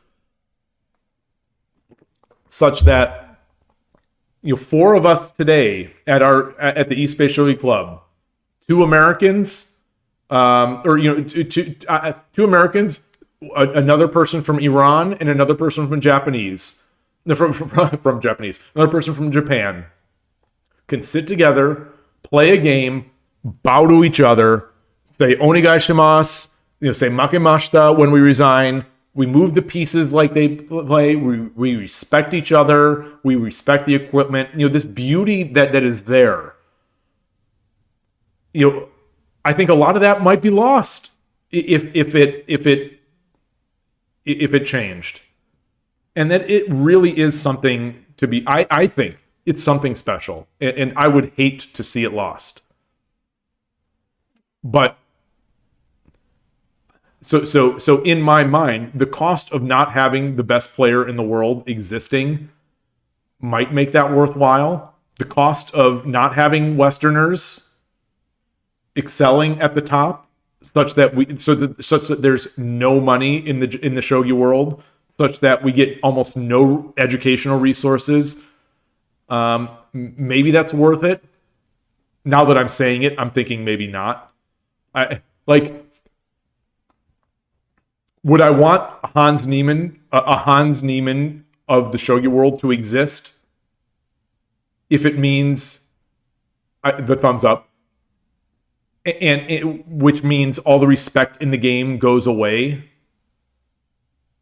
If it meant we get great English language materials, another thumbs up. It's really loving my thumbs up.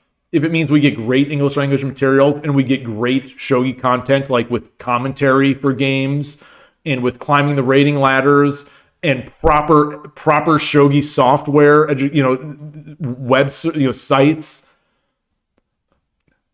that's jazzing me up right now. That's not gonna lie. Those possibilities are making me excited, thinking, yeah, maybe it would be worth losing some of that culture just so we get all this other good stuff. So I don't know though. That's different for everybody.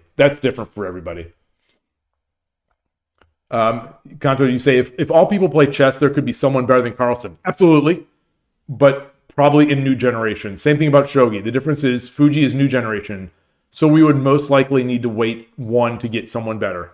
No doubt. Yes. Sorry if that wasn't clear. I don't think anyone from the West is coming right now, and all of a sudden we've got the new Bobby Fischer. There's no one that's going to beat Fuji from the West. Period. No one. Even if you made worldwide shogi tournaments paying out millions of dollars, I don't think we're getting someone from the West that's going to compete with Fuji this generation. No way. No, it's too much. It's too much. It's too much. But I think, if the game opened,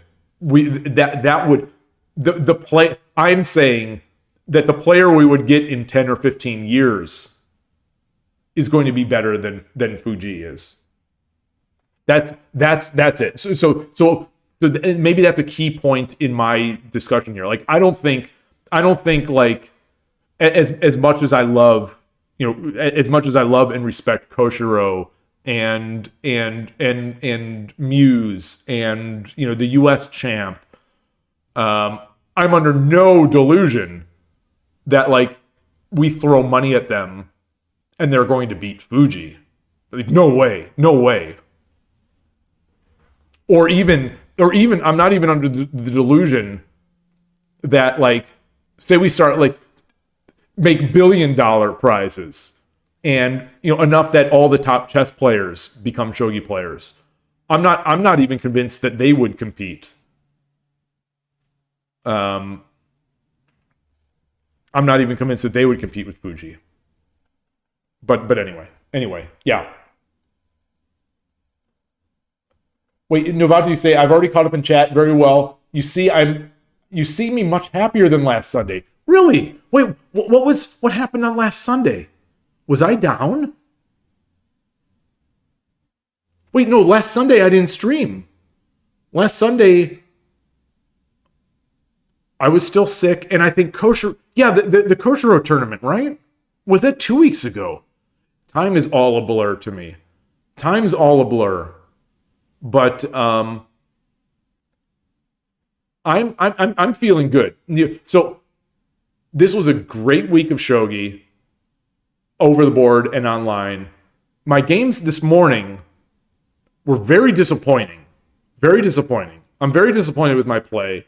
I'm very, as always, I'm very disappointed with my growth. I'm very disappointed with my play on Tuesday, which was over the board.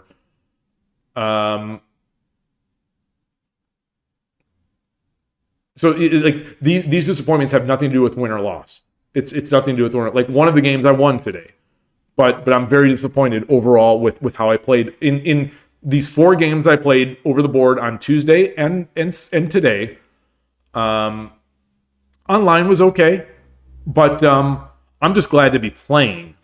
So in my mind I'm sort of, there's always this undercurrent of self-doubt and belief that I'm just not getting better. But I'm feeling good. I love discussing this stuff. Even if I don't express myself well, I love hearing all your takes on these things. And I love challenging my own ideas. Even if it might feel like maybe I'm holding too firm to some of my ideas. I'd allow that belief. I don't think it's true, because I'm, especially after these streams, I'm rethinking these discussions all the time. I think this is all I'm a nerd. I make no bones about it. Like this stuff is all fascinating to me. These discussions really make me think, and especially if it's going some of the discussion is going against the things that I think. Some of the things that I think are self-evident, like this Fuji discussion, I think is just flat out self-evident, almost fact. So it's fascinating that people don't agree with this. So it really challenges me, and I love this. I just love it. I love this, and just talking about shogi, this game that I love so much, it gets me so jazzed up. I'm going to guess that I'm going to miss some time sleeping tonight. I am going to make the firm. I'll just say now, I'm going to lose some sleep tonight because I'm going to be thinking about this stuff, and it's so great. It's so great to me. I love it so much. So anyway, let's keep going. Novato, you say, by the way, you have over 3,000 games. You're still on 14Q. I'm sure you're saying, wait, 14Q where? You're 14Q on Shogi Club 24?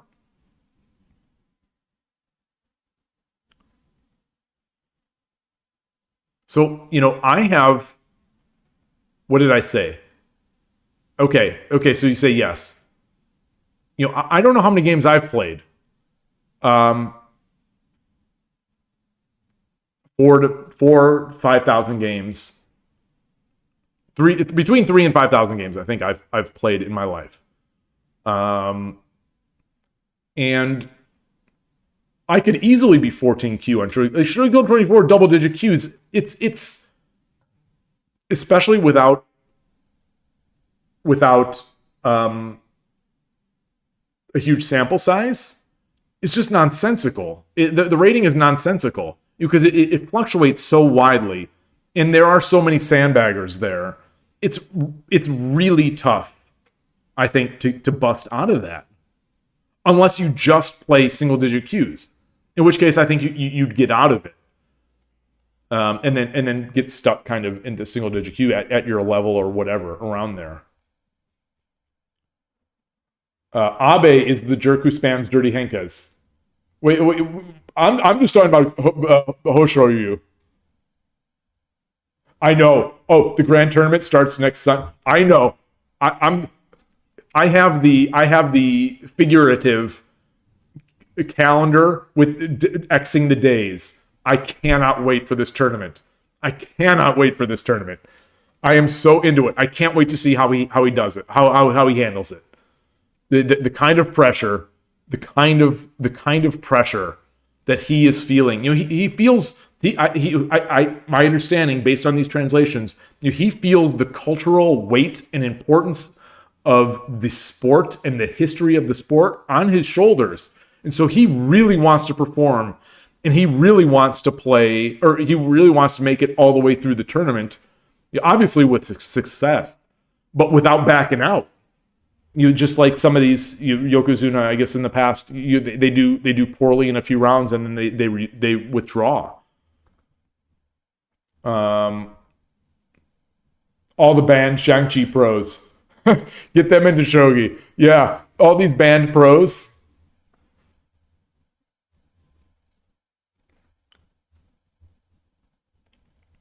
Kanto, you think we're going to get a better player than Fuji in 10 to 20 years within JP only? That's natural progress. Well, I was going to say that, but I don't know if I believe it yet, so I didn't say it. I'm not sure. The grand tournament, the Basho, sumo. The sumo tournament. It is, it's starting March 9th.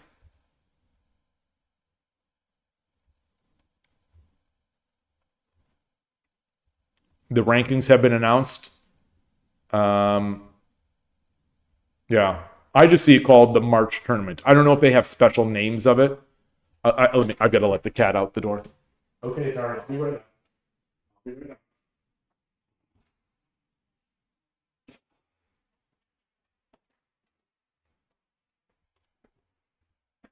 But I'm very excited. I'm very excited. I want to see how Hoshoryu does. I want to see. Well, I mean, Kim Bozan. I'd like to see how he got a huge rank up from the previous tournament, but it kind of ended on a downer a bit. I'd like to see how he does. I want to see. Oh boy. I can't remember his name right now. Oh shoot. There's an Ozeki who did not do well in the last tournament. Who keep in mind, just like even less than Shogi. I know so little about sumo, but there's this massive Ozeki, kind of with a baby face, who looks out of shape to me. He looks, these other guys are this Ozeki who did not do very well. He looks he looks like he's out of shape. And this is, again, I know nothing, and I apologize if that's wrong. But I want to see how he does, because he's huge. He's huge. Transport might know who I'm talking about. Let me see. I can look at the current Ozeki.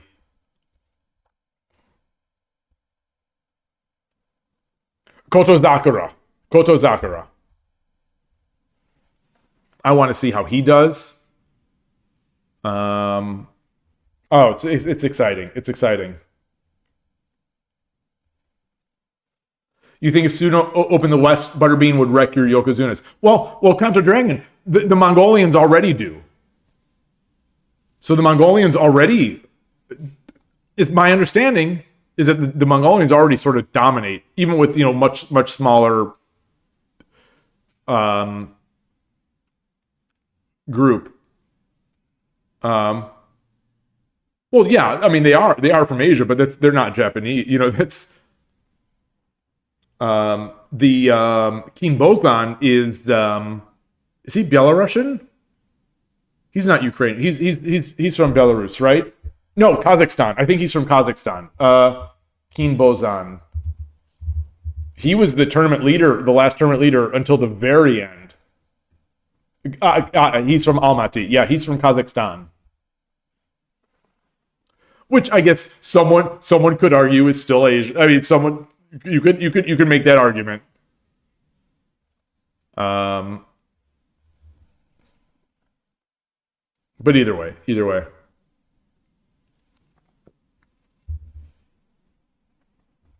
Yeah, I'm excited. I'm excited for that tournament.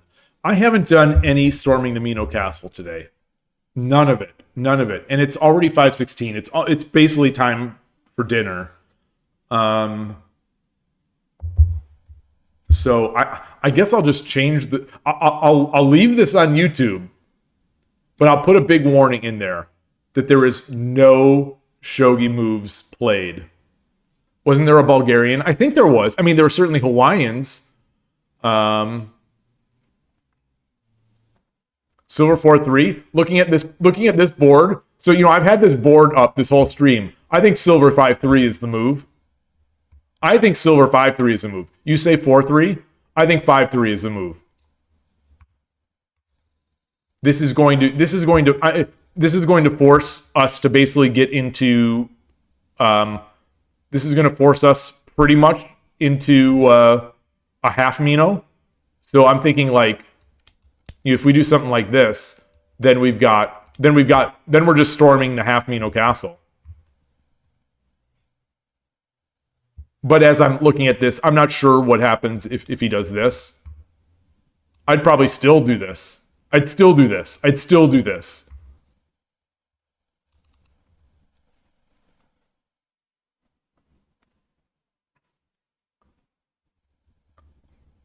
Ninworld, do you think start at the edge attack first? Really?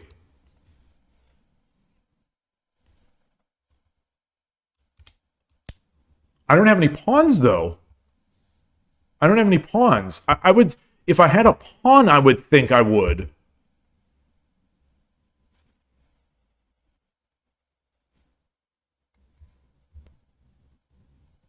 But, I mean, this doesn't hurt, I guess. Well, what if he ignored? What if he ignored?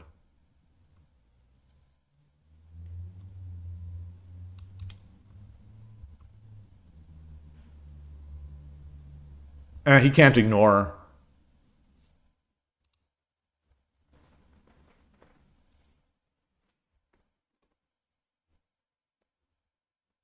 You think his name is Dan? Dan from Bulgaria is his name.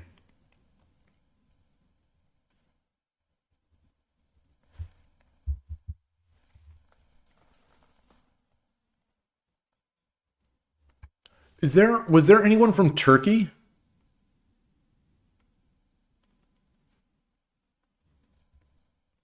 Let's see. Foreign-born.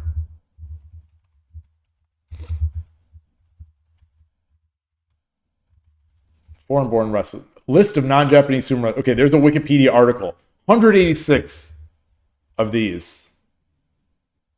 I'll just paste it in case anyone else is curious.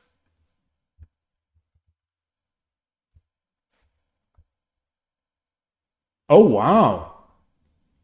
Oh, these are also Jonidan, Makushita, Sandan. Okay, these are not all top level, but these are the world of sumo. A lot from Brazil, but that makes sense. Brazil has a huge Japanese population. Oh yeah, Daniel Ivanov. There are a few. Oh, he was Sekiwake, and there was an Ozeki also from Bulgaria. Wow. Czech Republic has a Megashira. However that's pronounced, I apologize. Egypt had someone, yeah, Megashira. Estonia had an Ozeki.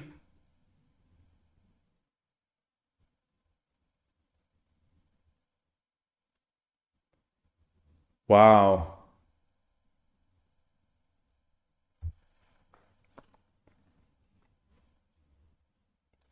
I can't wait. I can't wait till next week. I can't wait. Although I expect, because I watch those NHK World Plus recaps. I imagine the first day is not going to show up for me until Monday. Very excited. All right. Anyway. All right. Well, I'm going to close it up. I'm afraid my wife is just waiting in the other room for me. I hope she's not. But you see, pawn 2-5, pawn takes 9-5, silver drop 5-3. So you still like silver drop 5-3. Gold takes 5-3, silver 6-2. Gold takes 6-2. Bishop drops 7-1. King over. Oh, you say lance drop. Oh, interesting.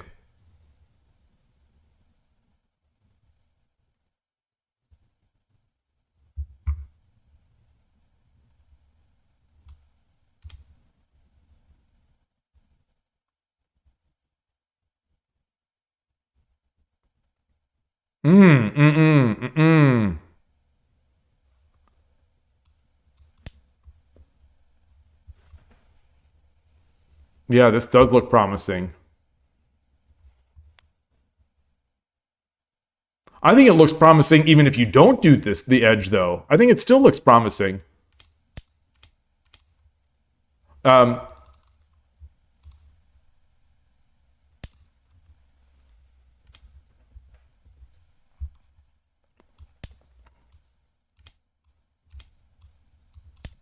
think this still looks promising.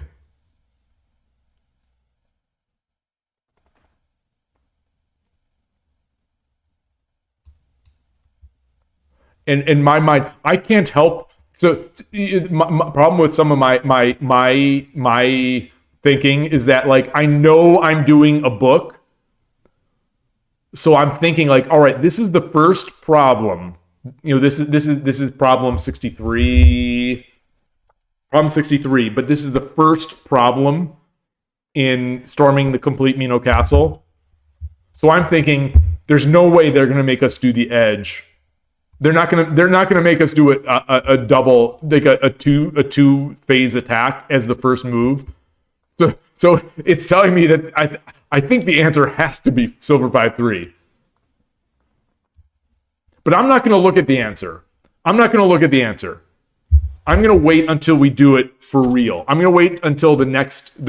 This is a false start. This stream was a false start on storming the complete Mino Castle. So I'm gonna have dinner. I'm gonna go back, and sometime this week we're gonna start this again because I've got a bunch of these. I transcribed a bunch of these. So anyway, you know, that's gonna have to do it for now. Thank you, everyone. Again, so much thanks just for this discussion. I have so much fun in these. I hope it's been enjoyable, at least, to talk about some of this stuff. I don't know. I apologize if it wasn't. I apologize that there was so little to no shogi, no games, no none of these. It hurts. But I'll do better next time. That's the problem. I blame you all. For getting me going and talking. That's it. That's the problem, is that once I start, I can't stop. I can't. So thanks so much. Have a great remainder of the weekend.